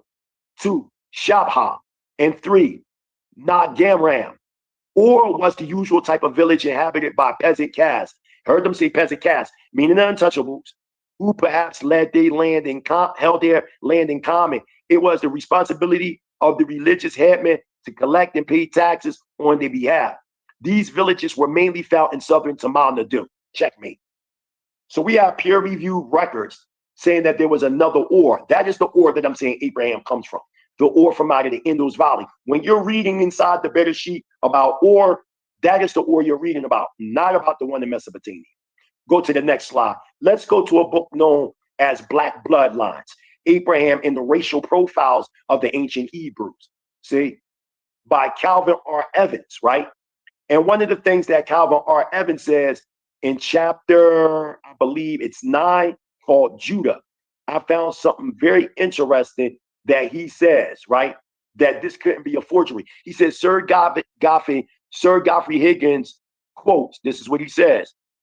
Mr. Marcus, the Yadavas were the most vulnerable immigrants from India. They were the blameless and pious Ethiopians who Homer mentions and calls the remotest of mankind. Parts of them, says the old Hindu writers, remained, hold on, it says, remained, let me see, get it so I can see it, hold on. Okay, where am I at? Okay. Remained in this country, and hence we read of two Ethiopians, the Western and the Orientals. Some of them live far to the east, and they are the Yadavas who stayed in India, while others resided far from the west. The fact of part of the tribe yet remaining in existence is one of the pieces of circumstances of this kind that I've ground my system. They surpass all written evidence, for they cannot have been forged. Listen again. For they cannot have been forged. This immigrating tribe of Yadavas we shall find of the first importance, for they were none other than the Israelites. Sir Godfrey Higgins, Anti-Calypsis, Volume 1, London, 1836, reprinted, Brooklyn, A&B Books, published 1992, page 392. So now we go to the next slide. Let's see what classical writers say. If y'all don't believe what I say, let's go into the history of the Jews by the Israelite scholar Flavius Josephus, 37 to 100 ACE. He wrote that the Greek philosopher Aristotle had said these Jews, meaning Israelites, are derived from the Indian philosophers. They are named by the Indians Kanali or Kalani in book 122. We have Clericus of Soli. He writes, the Israelites descended from the philosophers of India. The philosophers are called in India Kalanians and in Syria Israelites. The name of their capital is very difficult to pronounce. It is called Jerusalem. We got Megasthenes, who was sent to India by Cilicius about 300 years before Jesus or Yeshua or Yahushua, whose accounts from new inquiries are everyday inquiry. Additional credit says that the Israelites were an Indian tribe or sect called Kanali.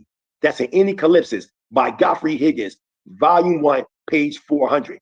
We got Martin Hayne, PhD, wrote in the sacred language, writings and religions of the Paris. The Magi are said to have called their religion Kis Ibrahim, right? Or the way of life of Abraham. They trace their religious books to Abraham, who was believed to have brought them from heaven. That's on page 16. We also can go into the book Moses Yolos Extraterrestres by Mexican author Tamin Doristi. He states, Vladimir was of the opinion that Abraham descended from some of the numerous Brahmin priests who left India to spread their teachings throughout the world. We see that, right? Then we also see, later that they would say that the power or the God arrived from Bratsara, the mountainous region situated midway on the road to India, right? Then Bradaka, a region in ancient Afghanistan, was located, or the locality of the prototypical Israelite or Hebrew nation called Jaguta, also called Or. Listen, there go that word or Yehuda. Or meant place or town. Therefore, the Bible is correct in stating that Abraham came from Or of the Chaldeans. Chaldean or Chaldean means correctly Chaldiva, holy cause, was not a name of a Pacific ethnicity, but the title of an ancient Hindu Brahminical priestly caste who lived in what are now Afghanistan, Pakistan, and the Indian state of Kashmir, right? So we see all this information, right? We see all this information, right? Go to the next slide. Someone might say, well, is there any, West Africa? Go into the notes, go to the next slide. You can pass that. That's fine. Keep going. Keep going. Keep going. Keep going. Keep going. Right there. So what do we have here? We have a book called Africa and South America. Are they descendants of the Atlanteans? Now, this was written by a Nigerian scholar from Nigeria by the name of Andrew Omi Sakin, right? He's from Nigeria. And what he shows in this presentation is about the Romohos. And he goes into the etymology of the word Romoho. And what does he say in 6.8 etymology of the word Romoho? Go to the next slide.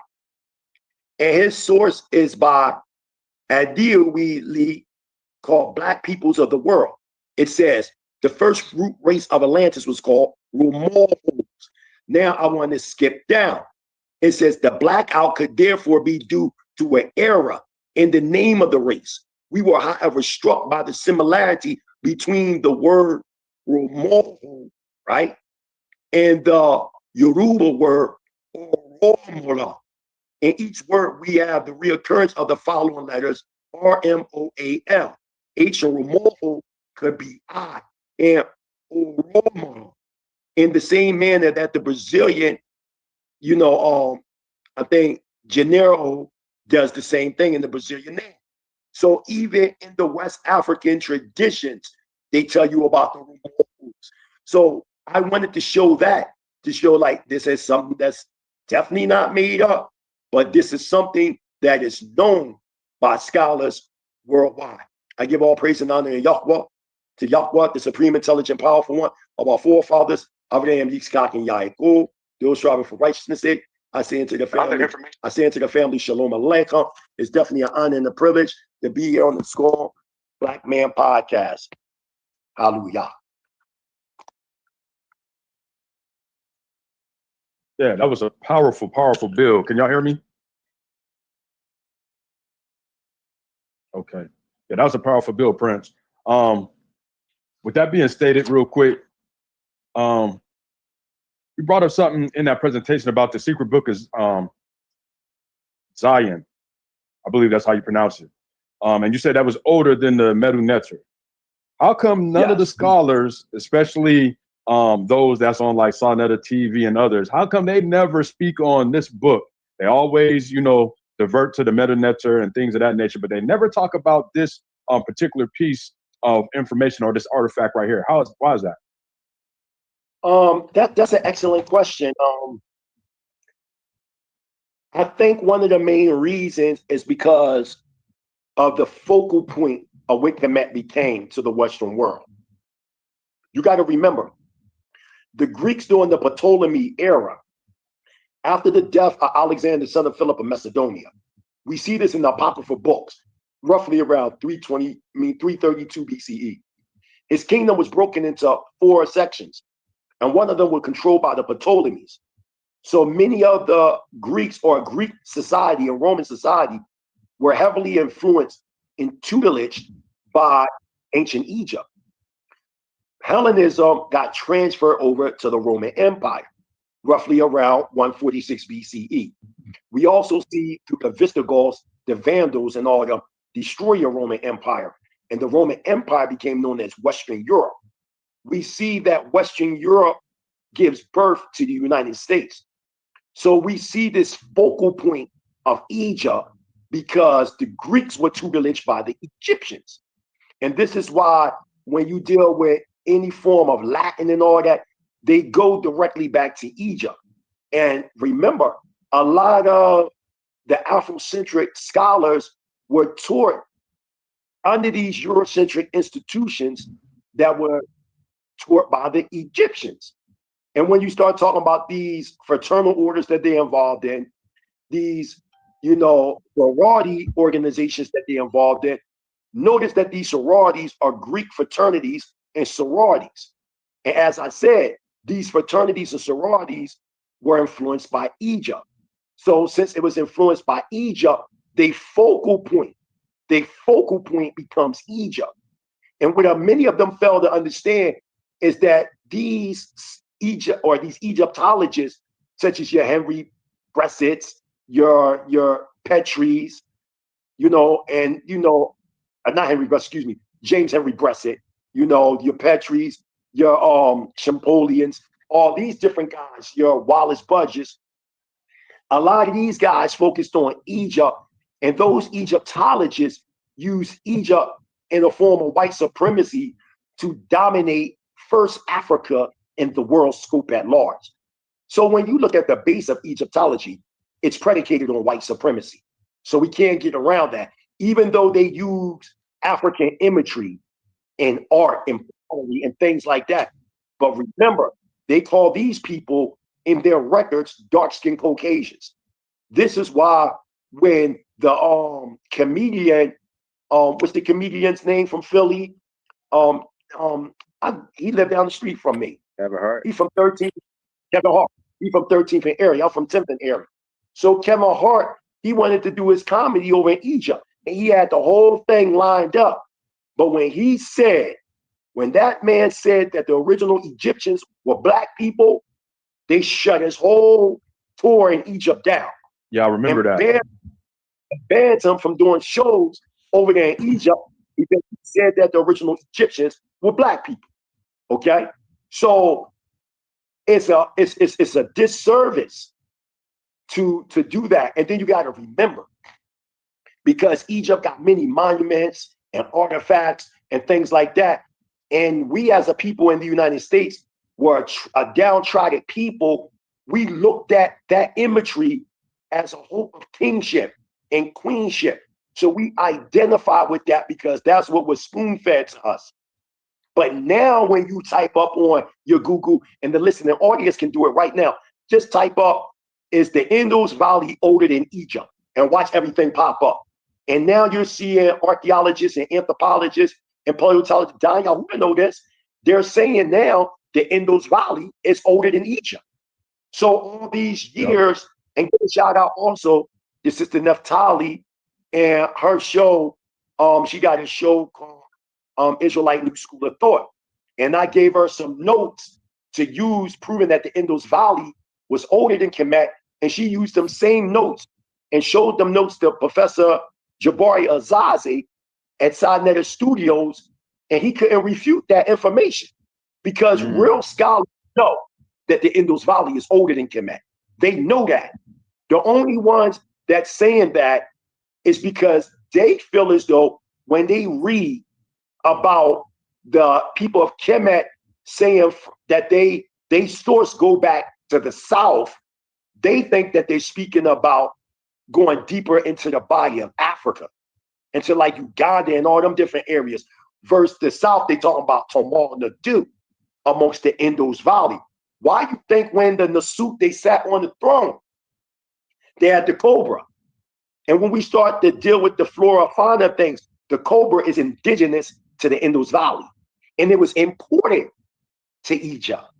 And that's why when you look at the artifacts of pre-dynastic Kemet, you see these images of pharaohs going all the way back to China, 7,500 BCE. And I showed that tonight. And I gave y'all the names, and y'all can look it up, and you'll clearly see like how these pharaohs in China are older than the dynastic pharaohs. The dynastic pharaohs start at Menes the First. Menes the First in their records is known as Narmer. In our records, he's known as Mitzrayim or Mitzrayim. Mitzrayim in Hebrew means the embanker of the sea. The embanker of the sea was Menes the First or Narmer. He is the one that historically embanked the Nile River system. You see how the biblical record is aligning with the historical accounts of things. The problem is how we've been introduced to the scripture. The way that most people are introduced to the scriptures is through doctrine. So if your mind state has been engulfed in the doctrine, when you look at the scripture, you already been pre-programmed. I use an example. Let's play a game.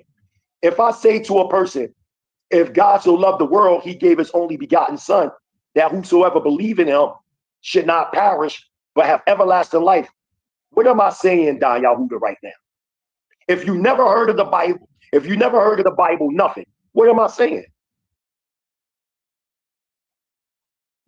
I mean, if you never heard of the Bible, I mean, most people interpret that as Christ coming down to save all mankind. Right. Right. If they heard of the Bible, but if you didn't hear of the Bible, what would I be saying? I don't know. You want to take a shot at that, Hilltop? If I Repeat the say, question. if I come to you out of nowhere, you never heard of the Bible, nothing before. I just say, yo, hell, God so loved the world, he gave his only begotten son, that whosoever believe in him should not perish but have everlasting life. What would you think that I'm saying? That we got to believe on a man and live forever. Right, Maybe more. on a man, but it never told you who the man was. Right. Right. See, you've been pre-programmed to believe that's talking about JC. Could it be that the only begotten son is Israel as a nation? Yeah, I've heard It that never before. said who his son is. The point that I'm saying to you is that we've been educated and brainwashed to believe the Bible a certain way. So when most Israelites talk on social media, they sound like a religion versus a nation. You see what I'm saying? So they don't have the correct breakdown, because remember, they created something in 1958 called COINTELPRO, the counterintelligence program, which would stop the rise of a black messiah who would electrify the nationalistic aims of Black America. And they made 5 salient key points. And in one of them key points, they told us that it would be long-range effects. And what they needed to do is cause a severing from the people in their leadership. So this is why most people today, not knowing that they are part of the COINTELPRO effect, when you don't have elders in your community, notice all nations of the earth, they honor their elders. I've been to 17 African countries. I've never seen elders openly be disrespected. I've never seen that since I've been in Africa. There is a reverence to the elders. There is an importance to have elders. You're a man of respect when you sit amongst the elders in your Pacific communities in Africa. If you see a young man constantly around elders, you will see the difference of respect with the youth to that other youngster that deals with the elders. So that's a badge of honor.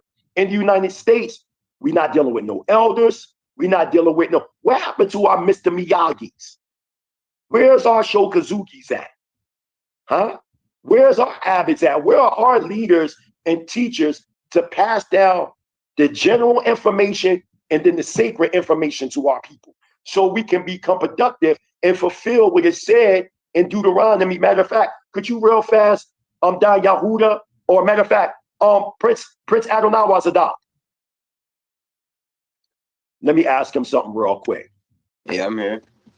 Do you have the Bible? Do you have the Bible with you? Yeah. Could you read real fast to us Deuteronomy chapter 32, verse 7? Deuteronomy chapter 32. Yes, verse 7. Verse Deuteronomy 7. chapter, yes, Deuteronomy 32, verse 7. All right. Remember the days of old, the generations long past. Ask your father, and he will tell you. Your elders, and they will explain to you. You heard that. Remember the days You heard of old. Consider the generations long past. Ask your father, and he will tell you. Your elders, and they will explain to you. You see that? So my son, everybody mute. My son just gave you 2 translations of the same verse. It's a commandment in our culture to go to the elders before us. Go to our fathers, our Abim, our Abbas, our Zakwanim before us, so they can lead us, so they can tell us, so they can show us. And what's happening in the Israelite community, many people are just saying that they're leaders in our community or they're teachers. How you going to get in the Israelite culture and a year later you're a teacher? Who gave you the authority to teach? Like when I was coming up in the Israelite community 33 years ago, anybody just couldn't wear a turban. You had to learn, first you had to earn to get a turban. And that might take you 15 years to even rock a turban. So you couldn't just come into the Israelite community and say, see, I'm a teacher. This is why so much confusion on social media when it comes to real Israelite leaders. You see what I'm saying? So it's very important to have leaders in your community, such as myself, such as Zion Lex, or Moray Yoel, or Dr. Bainsy D, Sar Dr. Kazriel Ben Yahuda, somebody like a Don Yahuda, or even a Hilltop, people that been in the culture for a very long time, that has experience what we're talking about versus talking about it. Could y'all continue on with the conversation quickly while I use the bathroom real fast? Is that okay? Yeah. Okay. I'm coming right back. Powerful build. Hey, this is another one for the books right here, bro. Yeah, pretty good, man. I like different trains of thought, because it gets the people to really get to thinking, man. I like to make people uncomfortable. You know what I'm saying? I love it. Controversial and deep biblical breakdown, man. Yeah. People get so used to their doctrines. When they hear something different, they get mad. This is why, and like the brother was saying, this is why I never want to make a traditional Israelite channel, because all they do is damn debate all damn day. You know what I'm saying? Yeah. They want to debate and argue and gang up and click up, and nobody get edified because everybody think they damn right. And it'll be the same topics over and over again. Same topics over and over and over again. It gets redundant. And then they get mad with you when you don't want to know, man. I'm trying to bring everybody with different trains of thought to put it all together. You know what I'm saying? Nobody has all the truth. I know everybody think they got all, my leader got all the truth right here. I broke off on one. We teach this, you still, come on, man. You know what I'm saying? You still don't know everything. You know what I'm saying? Iron sharp as iron. You know what I'm saying? And like I said, a lot of Israelites, man, remind me of Christians, man. They get uptight, man. You know what I'm saying? They get real uptight. They get real, angry, you know what I'm saying, when they hear something new. Go ahead, you know why that is? Because a lot of people's lifestyle is based off of what they believe. So when you jar the system, that's almost like an assault on their being. Like they take it personally, like everything they hinged on this particular belief, and they're not willing to go outside the box and study, learn, even listen to some new information. I mean, just the information he's bringing. I'm not going to say it's 100% exact and right, but if you really listen to what he's saying, and if you read some of the literature he's presenting, and you're looking at scriptures and other writings, there is definitely a correlation between a lot of the stuff that he's bringing out and the things that we see in scriptures. You understand? And some of the historical aspects, like when he was talking about the pharaohs, the snake, if you're familiar with the Nagas and the Hindu history, Hindustan, which is known as India, they have ancient temples that show their gods with like the 7 snakes behind the head. Matter of fact, you were over in some countries and you showcase that on your social media platforms. If you want to speak on that a little bit.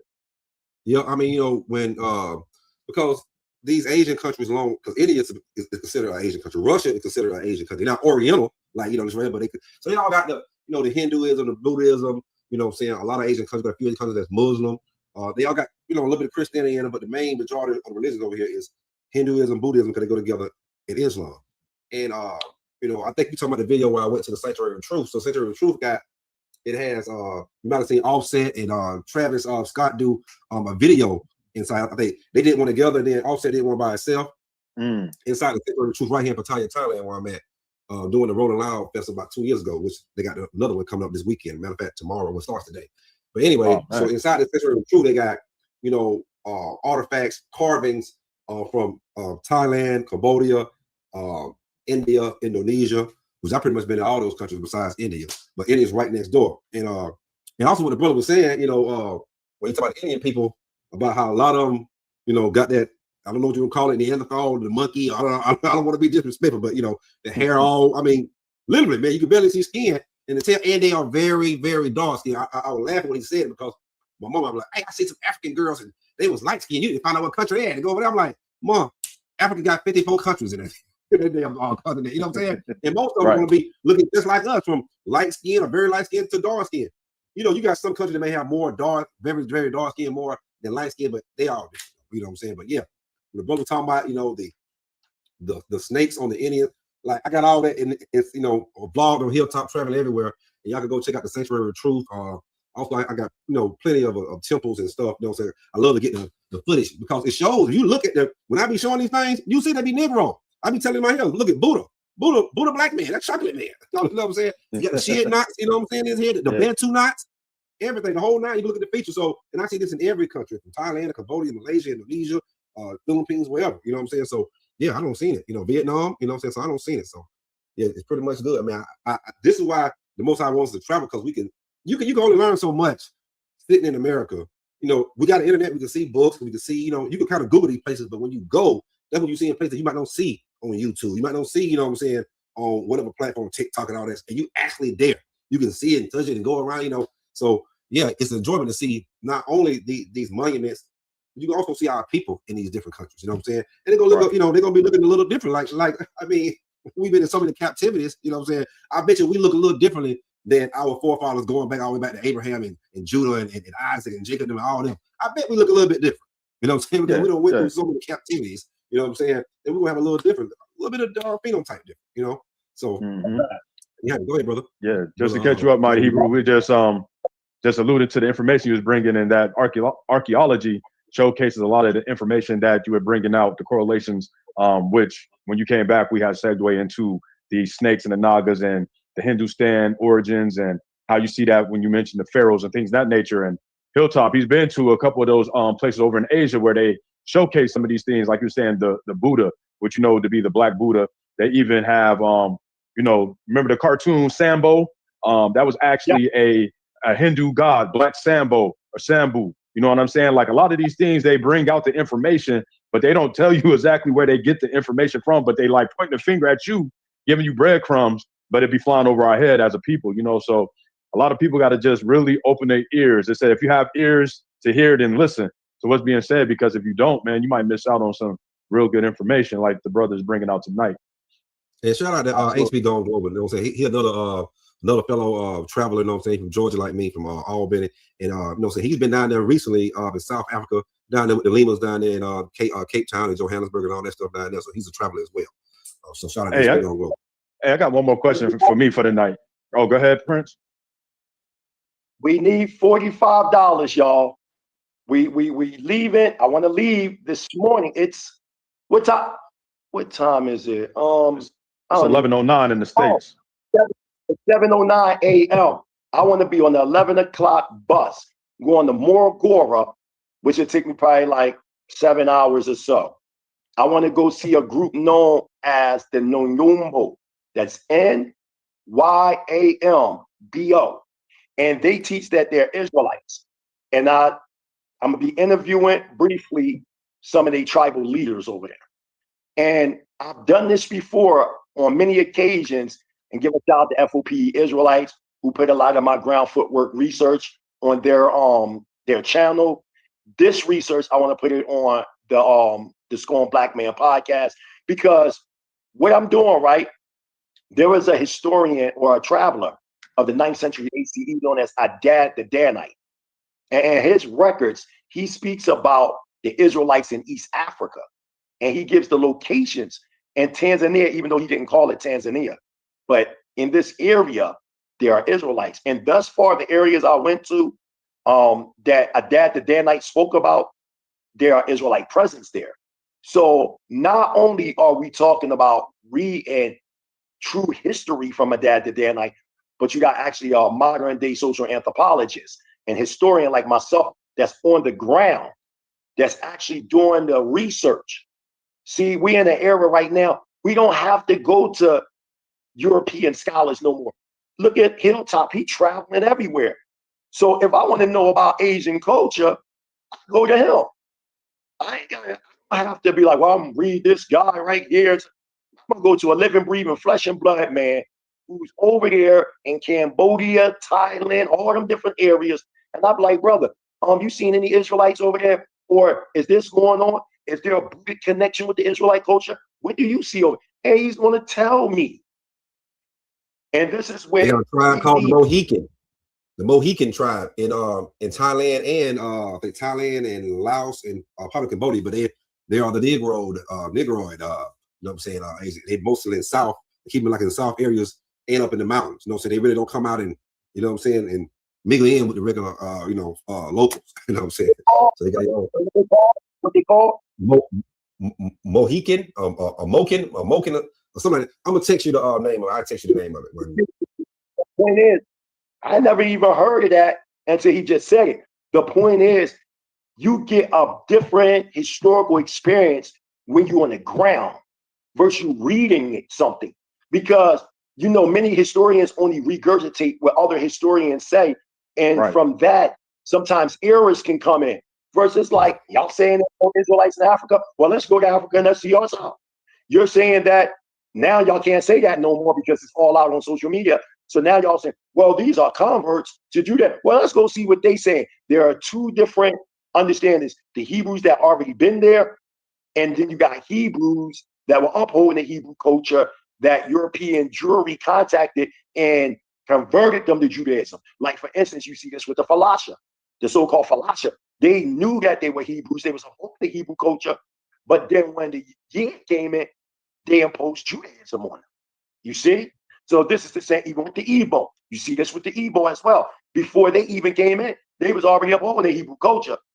Judaism and the Hebrew culture is two different things. And these people know that. Judaism is a European interpretation of Hebrew culture, right? So basically, that's all I'm saying.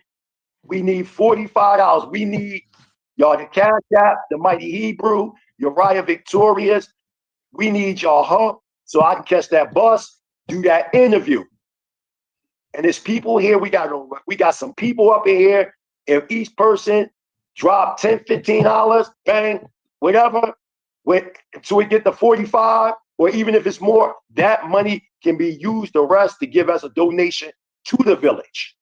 Because I'm gonna be in the village for 2 days. So when you go to villages and you doing this type of stuff, you don't just go there and don't give them nothing. You give them something.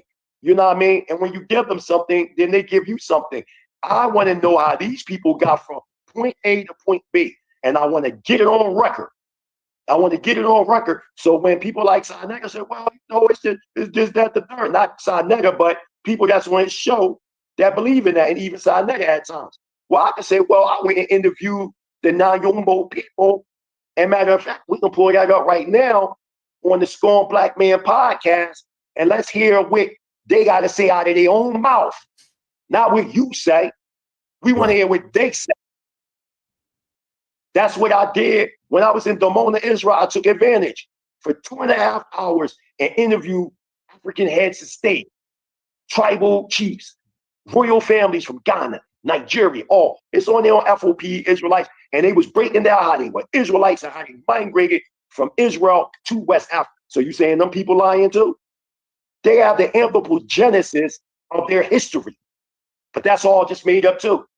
See, if there's an establishing element in East Africa and West Africa, it aligns with what we're talking about known as the Bantu expansion that started around 740 BCE. And the Bantu expansion, we see it going into East Africa and shooting over to West Africa.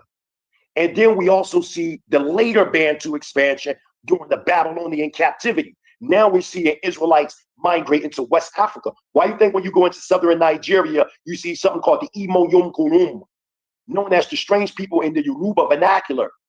But they call themselves Bene Ephraim, the children of Ephraim. Even when you go, even though I don't associate with the Talmud, but historically the Talmud speaks about the 10 tribes of Israel went into Africa. That's what the Talmud say. So I'm showing y'all not only through academia research, but through my own ground footwork research to verify what we're saying as Hebrews. The so-called Negroes in the Western Hemisphere, the African Americans, your Jamaicans, your Barbadians, they the children of Israel, your Afro-Latinos. They're the children of Israel. We have the cosmological evidence. We have the anthropological evidence. We have these things to verify what we're saying.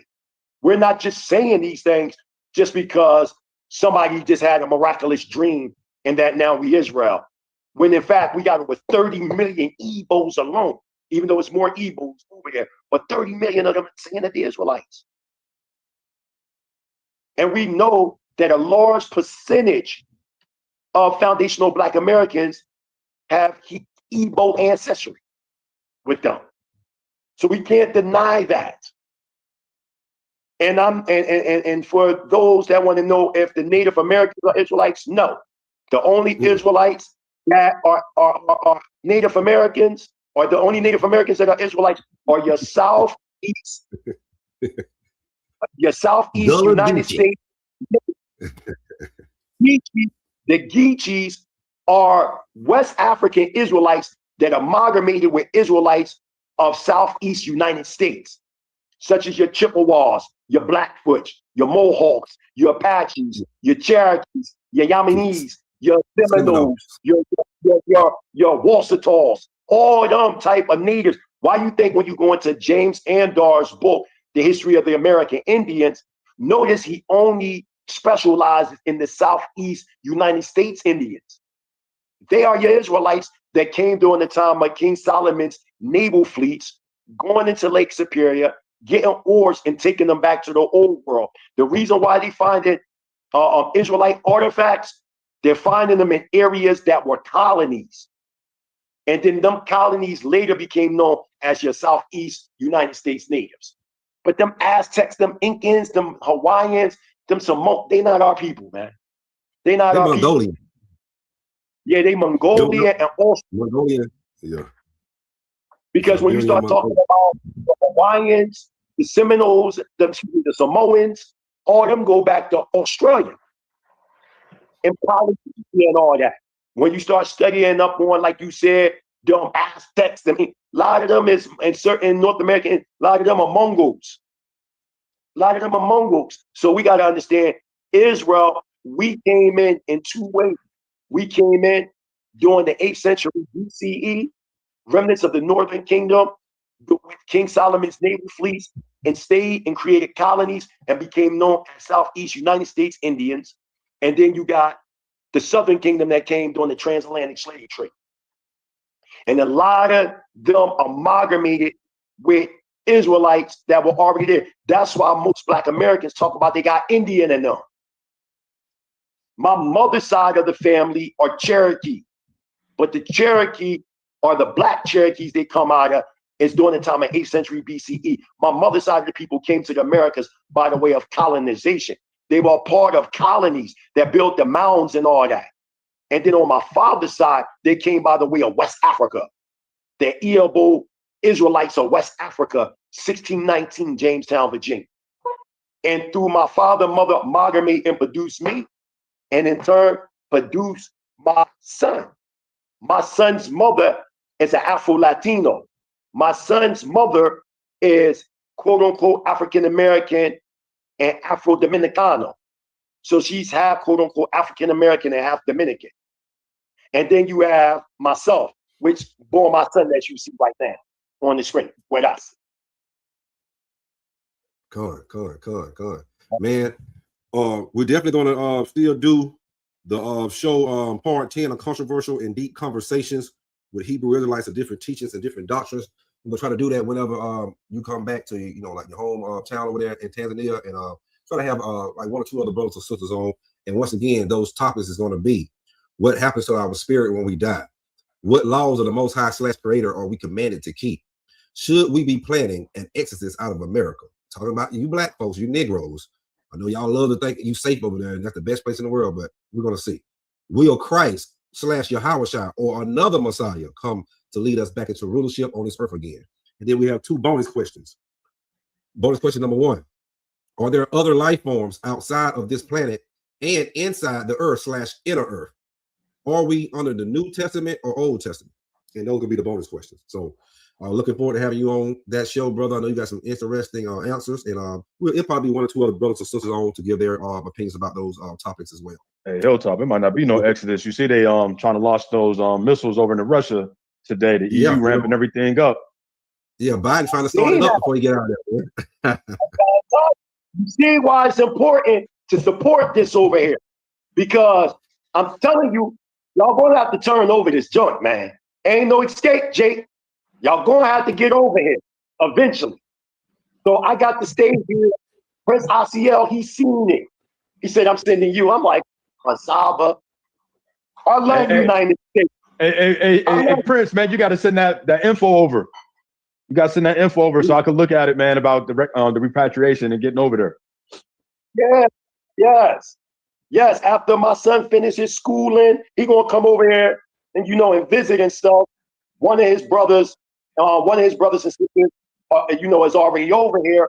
but I need him to get over here.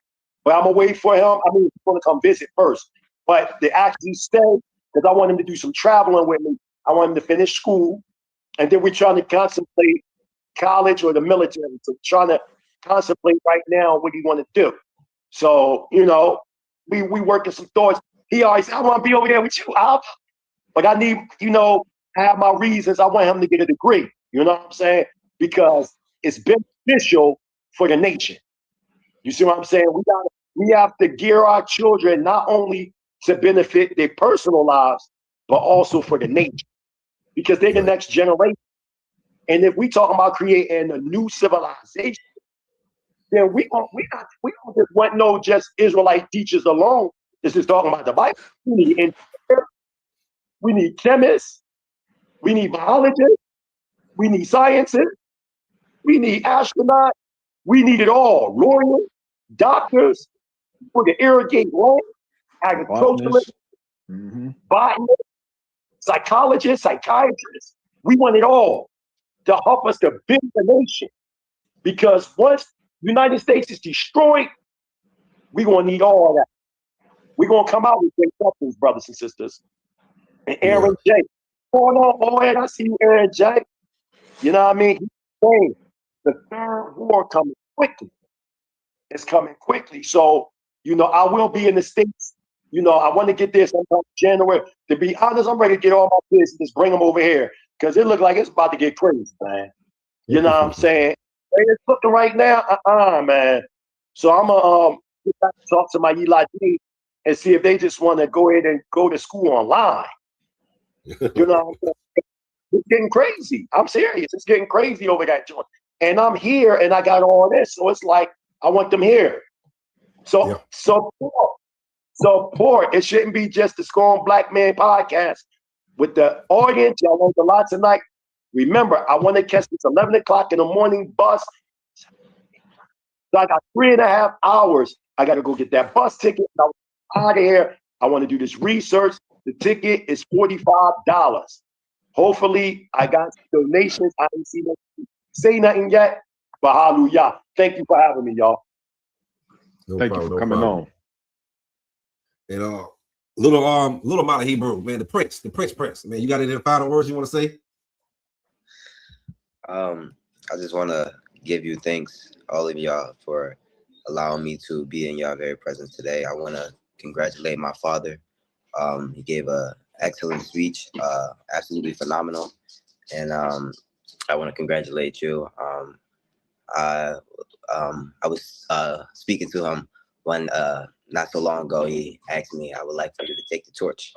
And I was like, I'm honored to even have you say that to me. You know what I'm saying? So I appreciate all of y'all as a whole, 100%. I would love to do this again. I'll be in active conversation and communication with my Abba. And I mean, we'll go from there. But like I said, I appreciate y'all, my brothers. May y'all be with y'all. Oh, Praises. It was an honor. Definitely an honor. More the black youth, the black men and the black women, the youth, you know what I'm saying? And this is what we need. So we can turn a lot of that mess that go on over there in Babylon. You know, the prophecies must happen. It's going to go down. But we can try to ease some of this thing down, man. It starts with the youth. So it starts with youth like him coming up here and other youth saying, okay, now, you know what I'm saying? Then, you know, the young men and the young women. So all praises for that young man. And, you know what I'm saying? Keep doing your thing and keep listening and watching. And you're going to be a great teacher like your father. You know, so you might be a better teacher than your father. I know that's what he hopes. We all hope that our sons and our kids be better than us. Absolutely. So we're going to end this program. I'm like to thank everybody in the chat. Aaron, Professor Lovely Lady, everybody. I mean, it's so many people. I think, let me see. Can I name someone? Because some people get mad. Aaron, Professor Lady, HB Going Global, Anthony, Nubian Messiah, just so many people. John Doe, hallelujah. Amber, you know, Derek Kaufman, man. Shout out to Derek Kaufman and the Waspy family and stuff. You know what I'm saying? So shout out to everybody who watched on Facebook, man. Everybody who watched on Facebook. You know, we're going live. Yeah, I want to shout out Raquel. That's an Erudite young lady that be doing some diligent studying, man. I first met her. She ended up giving me 2 books. She dropped 2 books to me, like, huh, you can have these. Okay. Shout out to Black Jenny. too. We got some sharp sisters Shout too. out And like to you. them. Yeah.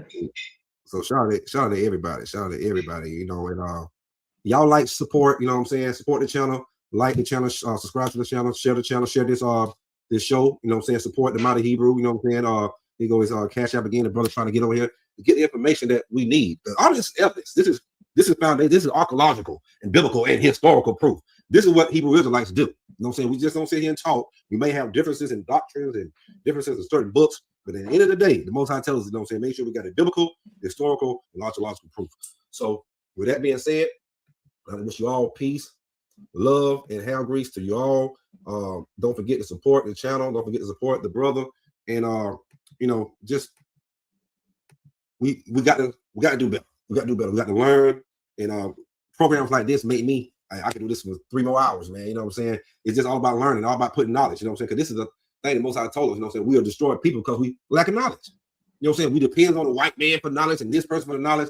And it's just like, come on, man, it's right here in front of us. You know what I'm saying? Read, travel.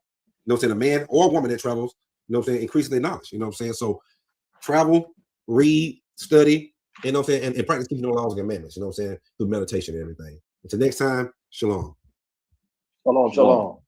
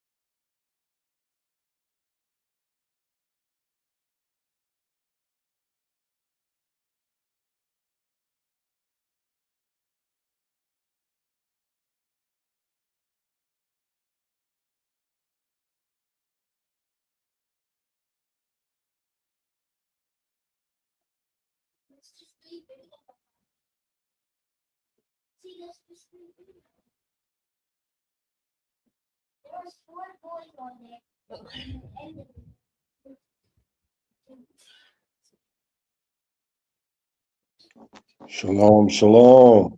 I'm sorry. Yeah, My daughter's like, that was shalom, mom. Here you shalom. Yeah, definitely powerful presentation. We've been on for a nice little minute, but you got any questions before I go? Do you have any questions, Scam Ken?